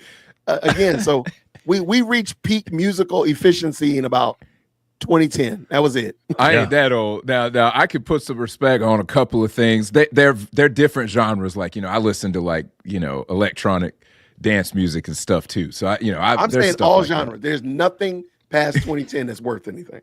I can't go that far. You can't tell everything, man. Everything. I know. I'm not black, man. I know I'm not black. They took my black card back in the 90s, man. They took my junk back in the 90s. Speaking of the 90s, I miss 90s R&B. See, nobody's going to say they miss 2025 R&B because it doesn't exist. I miss dudes singing in the rain. You know, with a big black leather coat. Yeah, Come on, in formation, like standing, like you know, and just singing it like you mean it. And they grabbing the mic. They like, come on, no. Yeah, all that stuff. Yeah. Yep. It's raining. They got shades on. It's nighttime. They got shades on, black leather coat. If a car drove by, you would get hit. Like, you know, the cop would be like, dang, I wouldn't have even seen that dude either. I mean. Yes. It was simp classics. It was. But you know what? Well, it was whatever we got now. I know. Ain't nobody together. Yeah, ain't nobody. That's right. At least back then, they would still make a song about getting married. Now they're like, don't bring that. Married. Let's get Jagged Edge up in here. Oh snap! That song was so ghetto. Oh, it was super ghetto. Oh my gosh, terrible. Okay, so I have a fun fact. Look, girl, we ain't getting no young. Jodeci. We just might as well do it. There you go. Come on, see. Oh, yep. Freddie Jackson. Come on. Freddie's still putting out albums. I got a fun fact. I got a fun fact about Jagged Edge. So my dad is a musician, music engineer, all that stuff, audio engineer. And, so I grew up with him being, involved in the music industry. We've lived a couple places. He's worked at a couple studios. Well, he wound up doing a lot of work with Jagged Edge. Did he do that song? I don't think so. Well, he might have actually. He might have worked on that song. He actually at one point was go find that song. Working with them. Actually had was going and working on the concert tour. So he flew to Japan with them. He was working on the concert and stuff. And some of the things that he said that would happen when these cats were in the studio, when he would be doing sessions in the studio with these guys. So that song, Let's Get Married, that song being ghetto, I'm just gonna say those dudes, the ghetto stuff that came out in those songs is nothing compared to what was said in that studio. I mean, dude, you got dudes talk about they were hood R&B singing. What you saying? Hood, yes, hood. I mean, there was one point, there was an argument that broke out. And Dad said one dude in the group said to the other guy to just slap somebody, like in the studio. He was like, slap that beat. And Dad's like, yo, you ain't doing that up in here. Like, we ain't doing that up in the studio. Like, y'all got to get up out of here with that stuff. That's funny. They talking about I'm not 100% sure, but I think it was them who would be in the studio talking about, hey, you want to go to the script club? The script club. Yeah. Ghetto. Wow. Ghetto. That's funny because normally, you don't have to worry about that with R&B singers because they soft. It's usually the rappers in the studio you got to worry about that stuff. No, these dudes were hood, man. These dudes were hood. They from around the way. Yeah, that would have never happened with Boys to Men in the studio. Never. No, yeah, way more class than that. Tony. Dad worked on Tony. Nice. Not Lucy Pearl. Man, we ain't never gonna get another Tony, man. There's a picture of Mom and Dad. They took a picture with Tony. He worked on their stuff, and we were listening to some Tony the other night, and I was just like, man, they just don't make them like they used to, man. They don't make them like they used to. Because you actually have to like women. The dudes, they just don't like women. Yeah, they just hate women. I don't know what the deal is. I don't know. I'm just wired. I don't know how you get there, but yeah, dudes today, they're just like, oh man, all these women, all these, I know they talk about modern women, all that stuff, but you can't just cross over to where it's just like every woman's bad. Like every woman can't be bad. I tell these dudes, because look, I agree with a lot of the red pill stuff, but I tell these dudes like they tell these women. They say all these men are, this and that, and they be like, you need to choose better. I tell the dudes the same thing. You got to choose better. It's on you. That's on you for not finding a good woman. There you go. You found your woman in the club. That ain't my fault. That ain't their fault either. Yes. Yeah. Oh my gosh. All right. Well, now we've done marital advice. We've resolved the musical issues. Oh, and by the way, Jagged Edge came out with that remix in 2008, so they fall under 2010 threshold. So that still is a legit song. That's the standard. That's the standard. I'm just saying it had to be 2010, and you had to be established if your music is past 2010, because Freddie Jackson's put out 3 albums and Sade put out 2 since 2010. So I gotta give him grace. Okay. All right. I got a question for you though. For you. Go ahead. I got another unpopular opinion. Uh-oh. Coke or Pepsi? I don't know. I'm probably talking to race. Okay, I had a Pepsi when I was in Dalton recently. I mean, I hadn't had Pepsi in decades. You in Atlanta? I'm gonna stay with Coke if I had to choose one. But I mean, Pepsi wasn't the worst thing. I mean, I feel like Atlanta people act like I mean, I know it's hometown. They act like Pepsi's like the worst thing in the world, but like I like Pepsi. I'm on that Pepsi train. Yeah. I don't know. Who said that? Sherry? Yes. Because y'all live there. Like, y'all got it in Chicago. I mean, it comes out the water fountain. Or it could be the water. I mean, it could be the thing. It could be the water here. But it could be y'all water. They're both. I mean, they're both. There's no shortage of either. Pepsi tastes better. Coke goes flat. And it's not great. Go ahead and preach. Either, so yeah, I'm not in the conversation. I don't think I like both. I like both. There's no bad option, but I'm if the thing is when you go to a restaurant, you don't have a choice between either or. I mean, right? The restaurant has Coke or they have Pepsi, so you're never choosing between the two. But if I had to choose, it would probably be Pepsi. Man, all right, okay, yeah. See, I know I'm not crazy, so I guess it's not that unpopular. It's just you can't say that out loud in Atlanta. You get jumped. No. Nah, you be all right. I mean, it's very possible. It's possible. No, look, it's so serious. I had a cousin that worked for Coca-Cola in Atlanta, and he just went to lunch one day, and he went to a restaurant. He just came back with his restaurant cup, and that was a restaurant that didn't carry Coke. It would carry Pepsi. They was like, you can't do that. I'm like, oh yeah. Wow. It wasn't even like a Pepsi. It was just the restaurant. It's a restaurant that isn't. But they do that with some businesses. I worked for Ford. If you didn't drive a Ford, you had to park in the back of the lot. Sure did. I heard about that. about that. Yeah. Wow. Yeah.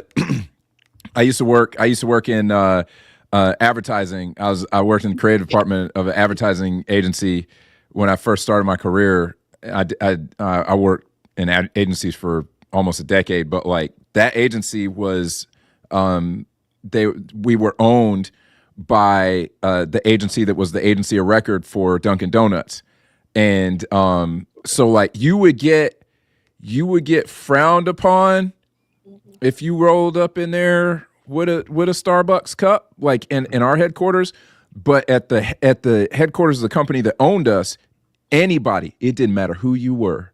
It didn't matter who you were. Really why you like Dunkin' Donuts too? That's what I was like. Wild. Now it's coming to the surface. It's where it's right. That's got a lot to do with it. Krispy Kreme didn't come up in them walls. They said, hey, it's gonna be Dunkin' or it ain't gonna be nothing. You walked in that building, the security guard, if you tried to walk in with a coffee from anywhere else, before you could walk into the agency doors, the security guard would make you pour your coffee into a Dunkin' Donuts cup. Yep. You can have your coffee, but it's going to be in a Dunkin' Donuts cup. Like they were hardcore. They were dead serious. Oh my goodness. Yeah. Wow. That's great. Yeah. No, that's very true. Because fun fact, I actually worked for Coca-Cola when I graduated from college. And so that summer before I started teaching, I worked at Coca-Cola headquarters over in Sandy Springs.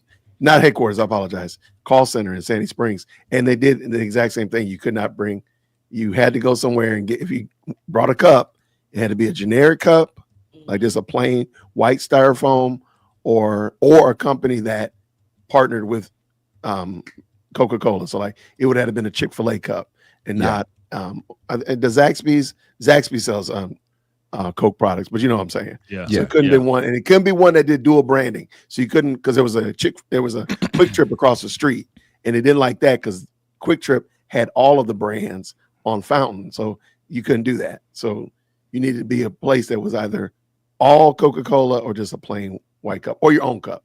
Man, what is it with us having to be in these high fructose corn syrup gangs? You know what I'm saying? Like, you got to be a Coke gang, you got to be Pepsi, you got blood or a Crip, you know, you blue or red. And I was like, man, can you just have them? Could you just have them both? Like, do you really, your restaurant got to be a member of one of the gangs? Really? Yeah. It's how it is, man. Rep your That's how it rolls, man. Man. Anyway, what y'all got going on your podcast? What do you, Devin, Kevin, what do y'all have new going on? Anything? When do y'all stream? I did drop your link earlier, but when do you all stream? All that kind of good jazz. Yeah, so we recently switched to streaming Sunday nights at 8 Eastern. We will not stream this week because it's Easter and it just don't seem right. So we're going to off, but we'll be back the following Sunday at 8 Eastern. And be honest, we really don't know what we're going to talk about because we kind of follow the news cycle. Unless we're going to have a guest on to talk about something that's like really specific, that's kind of in the news. But typically we just see, okay, what's going on this week, and then we just hit the big stories and give our commentary on it. Yeah. We a couple of things that I'm keeping my eye on. Obviously, you know, this whole stabbing case. This thing done got sideways. And then I just saw today, I hadn't even had a chance to send this to, well, no, I think I did send it to Kev. Up in New York, a socialist is number 2 in the polling for mayor of New York. New York has officially lost its mind. This dude is a straight up socialist, and he is number 2 in the polls. Behind was it Cuomo? Cuomo. Yeah. Wow, man, that's crazy. And you did not send that to me, so send it to me. Okay, I will. Yeah. I guess how y'all tackle that. Go ahead. Yeah, something I'm on because I'm keeping my eye on it because it's fell out the news. And I'm like, why did it fall out the news? What's going on? Anybody heard anything about a Ukraine peace deal? No. Anything? Nope. Just silence, right? Yeah. It's still going on. I mean, they're still fighting. Trump hasn't gotten this peace deal that he promised, and nobody's talking about it. And so I'm kind of keeping my ear to the ground to see, okay, we need to talk about this because nobody else is talking about it. And so facts. Yeah. Okay. I like it. All right. So Sunday, 8 o'clock Eastern Standard Time, you guys stream. So we'll make sure we check y'all out next Sunday, not this coming Sunday. Now y'all made me feel bad because I was going to do a show on Sunday. Elder Briggins is not feeling that, man. He is not having it. Oh, I like it. Okay. Hold us accountable. I like it. I still might do a show. I'll send you a link. Come on. I'll send you a link. We'll talk about it. Anyway. All right, man. But appreciate you having us on, man. Hey, appreciate happy y'all. birthday. Happy 51. Happy birthday, man. Yeah, man. Have a blessed day. Appreciate you, man. Thank you, brother. Yeah. Thank you so much, brother. Y'all be bless good, you, brother. All right. Bless y'all. Take care, fellas. All right. Well, thank y'all. You hanging out, Kevin? I mean, Devin? No, I'm just finding the button. I don't know. You want to hang out with us? It's all good. It's all good. I gotta go put my kids to bed before I get my head busted by my wife. So here, I'm gonna help you out. Here we go. I love them. Well, ladies, I want to say thank y'all. I know y'all have been here with me most of the evening.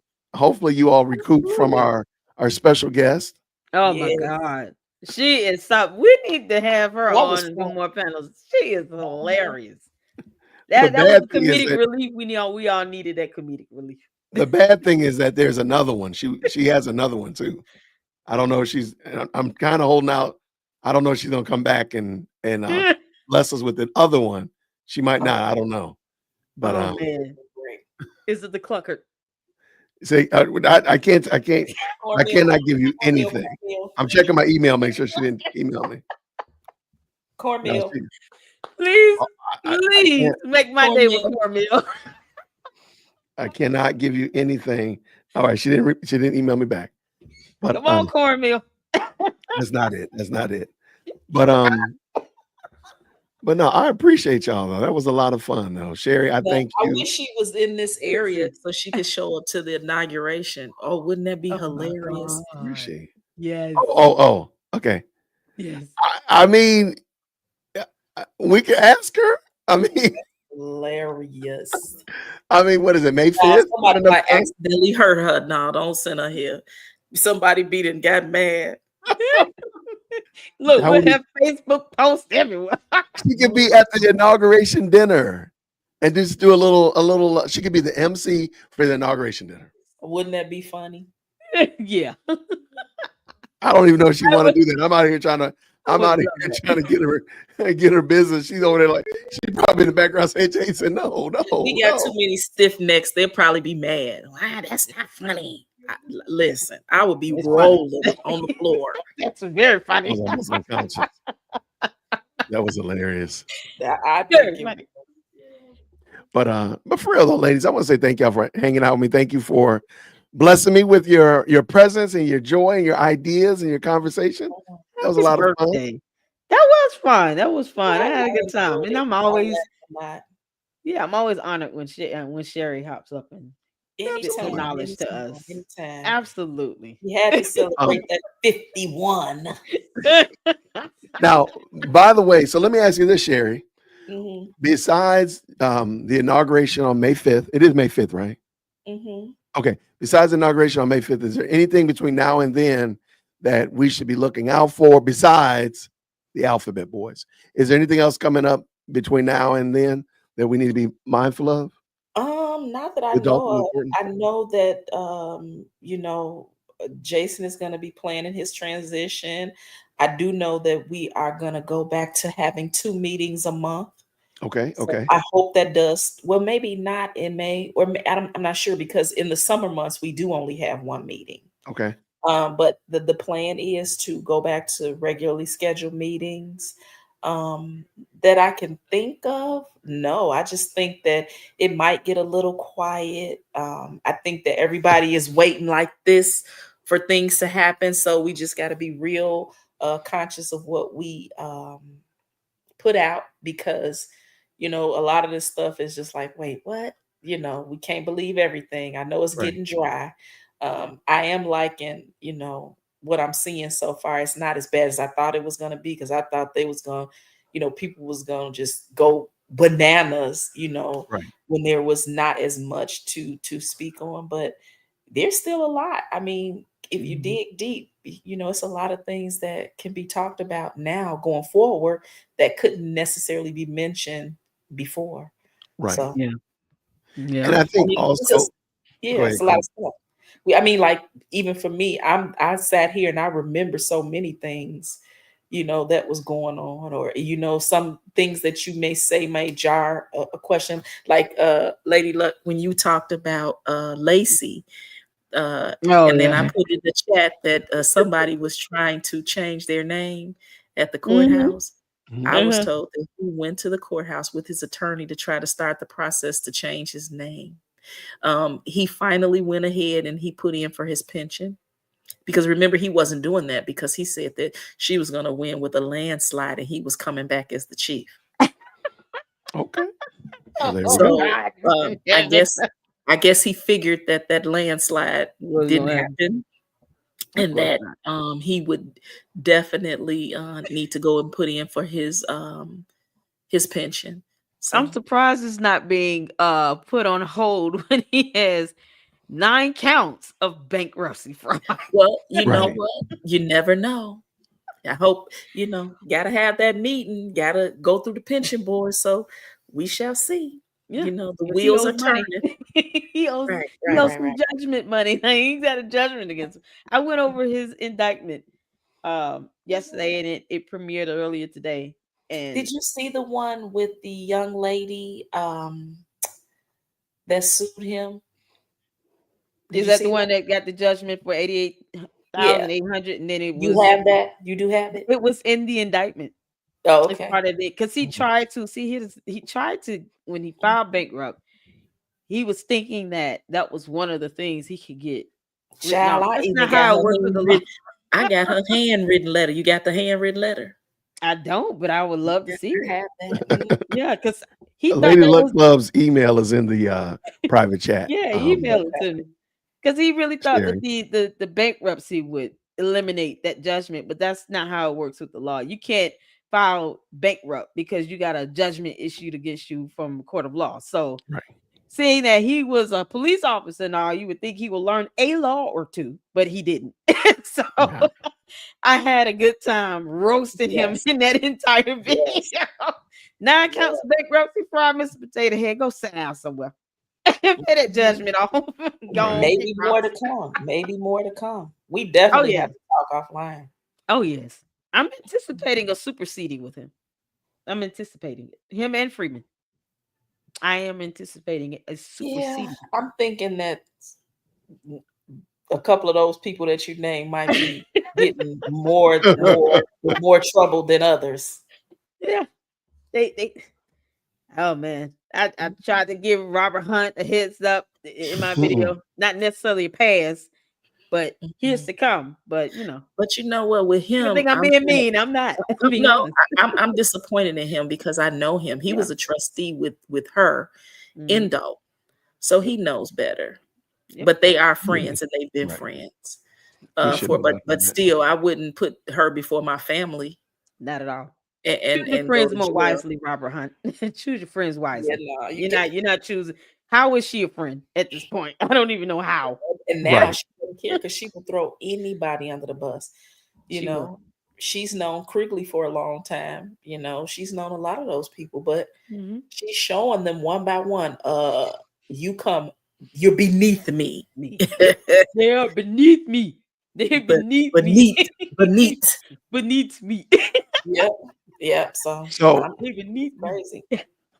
So Tracy asked this question. I want to answer this as we're rounding the bases. Have we come up with a way to keep this from happening in other cities? And I would just simply say, be involved. As we hear, as Sherry came in, the only way for you to know what's happening is for you to be at these meetings in your town or village or city, whatever it's called, wherever they're making those decisions. That's the best way to know, because they might be doing something in your village and town that they're not doing in mine, but we both need to know what's going on in our respective places. So that would be my recommendation. Do y'all agree or say something different? Yeah, that's it. That's all. I mean, because you only can do what you can do, and you only can, you know, if you have to stand up. But just what she's been doing over the last few years has woken,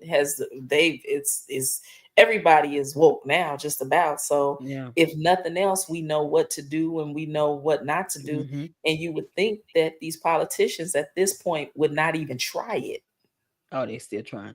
We got 4 in Georgia. And I mean, the thing is, you know, not just the community activism and making sure you're out and voting and going to the meetings and stuff, but now that there are measures being put in place to combat it, just like we handled Rafiki here in South Fulton, garnishing his check, you know, we locked him out. The poor dog had to catch it. But we're handling these things like, and that's another thing I wanted to speak to. When we're reporting on what's going on with the corruption, we're reporting on it to hopefully bring about some attention that can bring about some justice. Absolutely. It's not just to sit here and be nosy about what's going on in another city, because we thought this way, especially, you know, as Black people in America during the civil rights movement. How much progression would have actually occurred if we sat here and said, oh, you don't live, Martin Luther King is not in Selma, Alabama. Why is he walking across our bridge? He live in Atlanta. Why is he here? If that mentality existed, it would be some of the young, the young folk they disrespect Martin Luther King. They don't think what he did was a big deal. My mother was pregnant with me when he got killed. Oh, so my mother was born when she was about 5 years old. So we have parents and grandparents that grew up and was able to witness, you know, that era, the civil rights movement, and this mentality of, you know, well, you're not here and you're reporting on this. Well, that's something that's been going on for decades. Where you been? You know, we bring about that change that needs to be made and bring attention, and we report on this Hold them information. accountable. Exactly. No matter where we are. We're holding everybody accountable. Exactly. To answer that question, that's what we're doing. We're holding Jason House accountable. One thing I know about him, he always, he doesn't run from a question. He'll answer it. We're holding Napoleon accountable, the football player. That's all great and good, but no, you are the supervisor, so we're gonna hold you accountable. Anybody. I mean, I am like, when I tell you, talk to Miss Stubbs 2 or 3 times a week, but she's gonna be a trustee now. So my tax dollars, she's in control of my tax dollars. So I have to ask her the hard questions too. But again, those people on that board will answer. They got strong, for the most part, strong people, on the board. And again, I have a question. Yeah, go ahead. Cher's asking, any of you all questioning cops in Dalton about complicity? So the cops in Dalton, she's had some, and I know I'm gonna get beat up when I say this, not all. There are at least 5 or 6 police officers that I've been in communication with and have talked to for years now. And I've worked with some of them, so I know who's what, and I know that there were some that I didn't necessarily care for, but they were sick of her and ready to go as well. They didn't want to be bothered. They are so happy that she is gone. They are ready to make the change. They did have a Dalton police officer was at tea with the trustees this past Saturday. We talked about things that we could do to heal the relationship with the community and the Dalton Police Department. Okay. So that's just something we're just gonna have to take one step at a time. It's not gonna be easy for people to just jump right back into it. But the new administration is going to make sure everybody is qualified. ILESB, which is the Illinois Standard Police Training and Standards Board, they have been in Dalton. They have been in the police department, so they've already started that. I mean, it's just something that people didn't necessarily know. They came to my house to visit me. Why, you ask? Don't know. They said that I know a lot of people and know a lot of things. I've interviewed with a lot of different agencies. Again, we'll talk about that offline.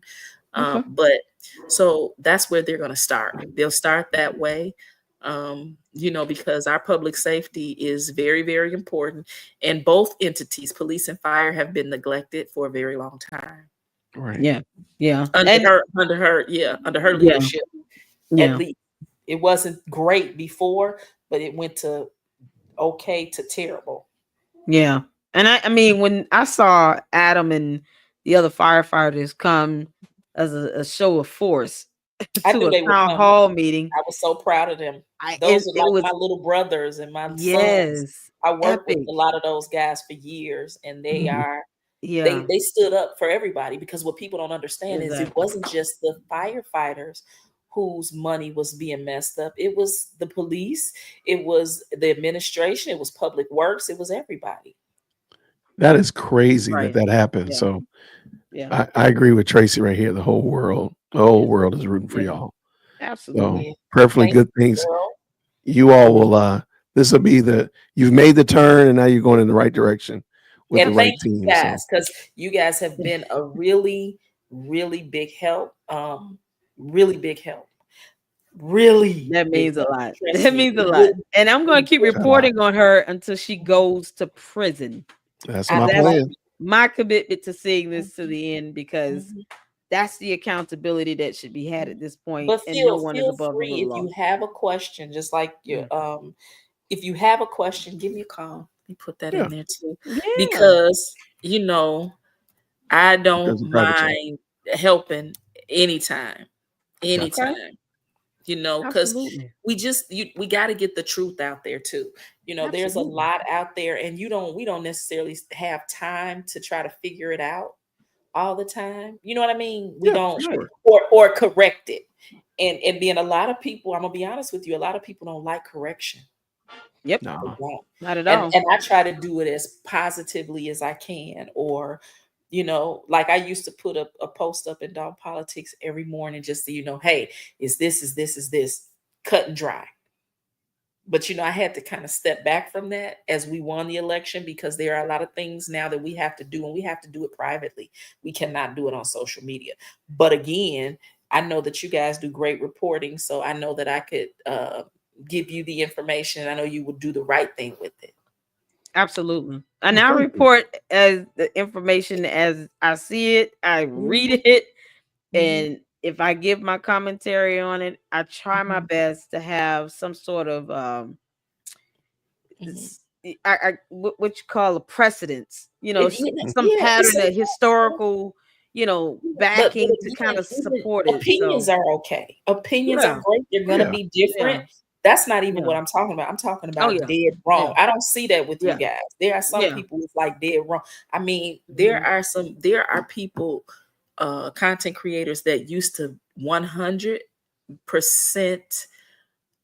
go after residents, go after us. I've got 3 people on paper. I'll tell you who those people are in the chat. I got these people on paper and gonna keep them on paper. Yes, because if they going after you and it's you haven't done anything, it baffles me. It baffles me that anyone would think to do something like that, and all for what? And what the main thing I always ask in my videos when it comes to these sycophants of super stupid, what is she doing for you? She's not paying your bills. She doesn't help you take care of your family and your kids. She would throw you underneath the bus. What is the point? That's what I always ask. What are you getting out of this? She's such a liar. I watched her. She lied to our faces. I mean, lied. Wow. Yeah, I got those. These are 3 on paper. Yep. I took the Yeah. Confirmation, man. Yeah, I told you. Confirmation. All right, good people. I'm gonna confirm. I'm gonna get out of here. Happy birthday. Thank you, loves. I appreciate you both. My Morehouse brother, spiritual brother. Thank you all, Lady Luck Club, for tuning in. We have been at this 2 hours. They hung and I said we're gonna hang in.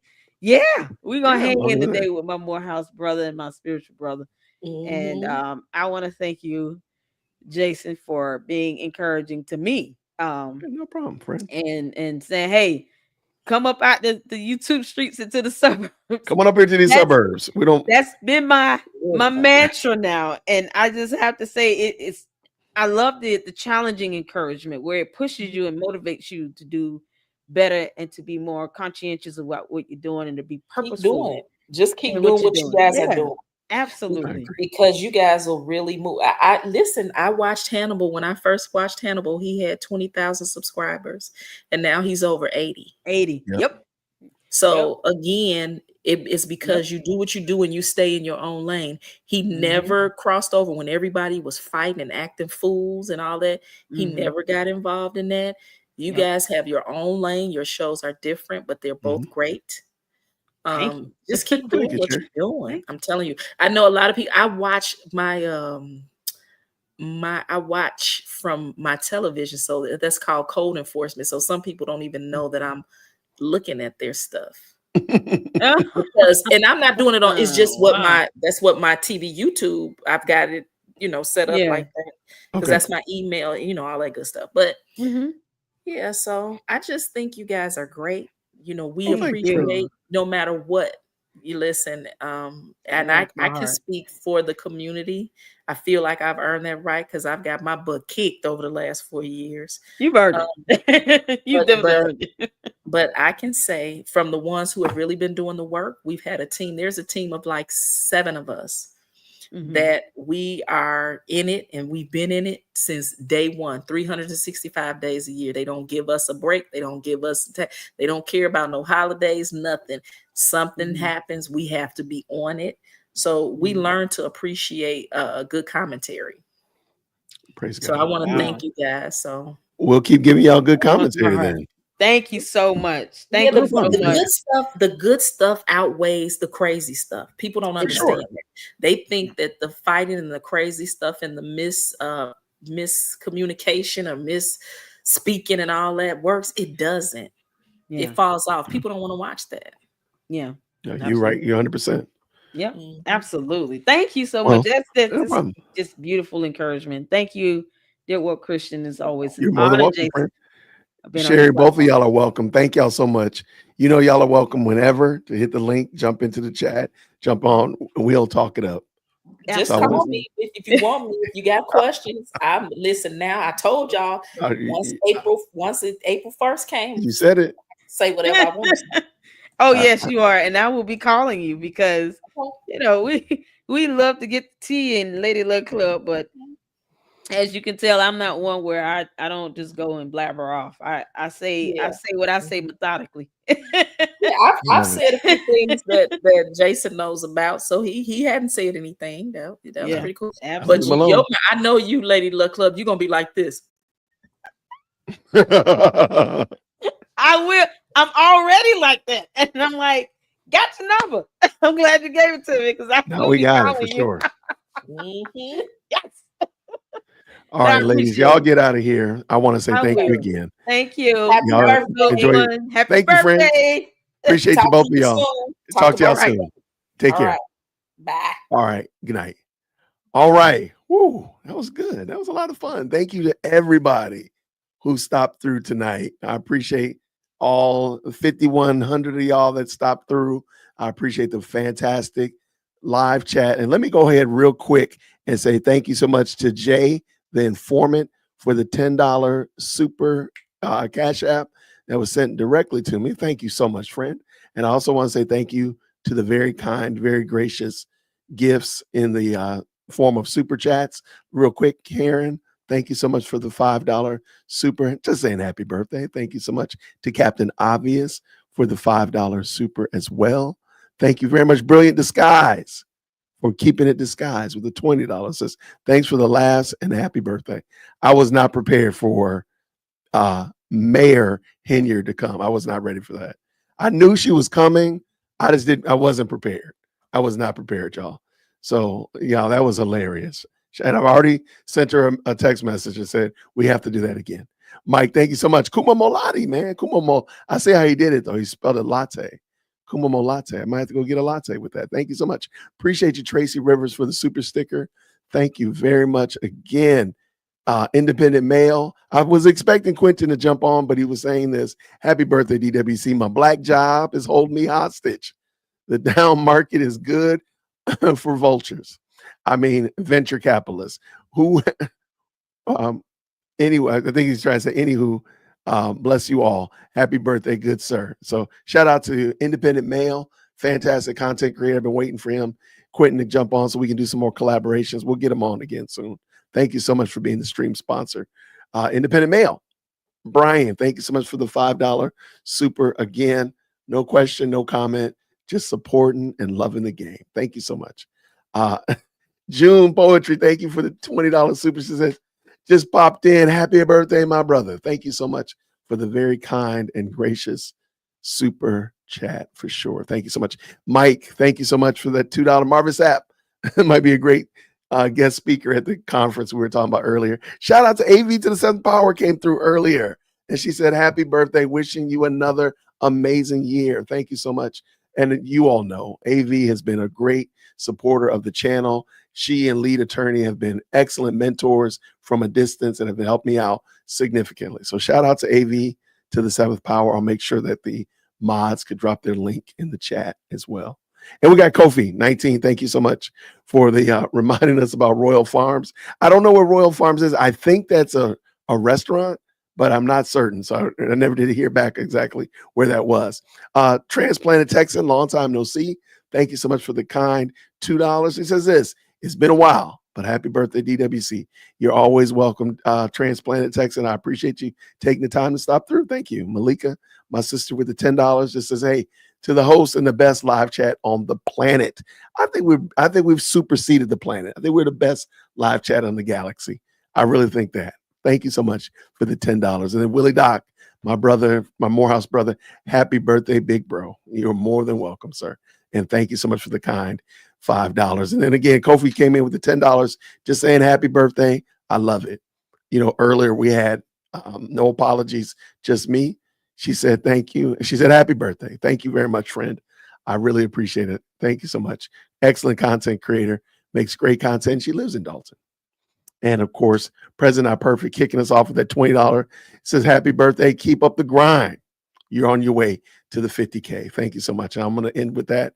Thank y'all so much again for supporting the channel. Thank y'all for clocking in with us, having a great time. Hopefully you all enjoyed yourselves. That was a lot of fun. I did not expect the shenanigans we got today, but hey, that's what we get. Wait, real quick. Royal Farms is a gas station with good chicken and other foods. Really? So it's better than is it better than Buc-ee's? Buc-ee's, I'm understanding, is like the gold standard for restaurant food. So is it better than that? Like, that's interesting. I didn't know about Royal Farms. I'm assuming it must be in North Carolina or somewhere around there. Okay. Oh, here it is right here. It's a convenience store gas station chain like Wawa, except focused on chicken. Okay, yep, North Carolina. I said it. Okay, interesting. Never heard of it. Now I know. That's what we do. Look, every day's a new day to learn something new, and this is a new day. I appreciate it. Y'all, I want to thank you so much. I'm gonna go check out Chief Executive Second Born because she's coming here a couple times, see what she needs, and I thank y'all so much for rocking with me. Thank you so much for making this a great birthday. I'm looking forward to jumping back in here again with you all real soon. So everybody, until next time, grace and peace.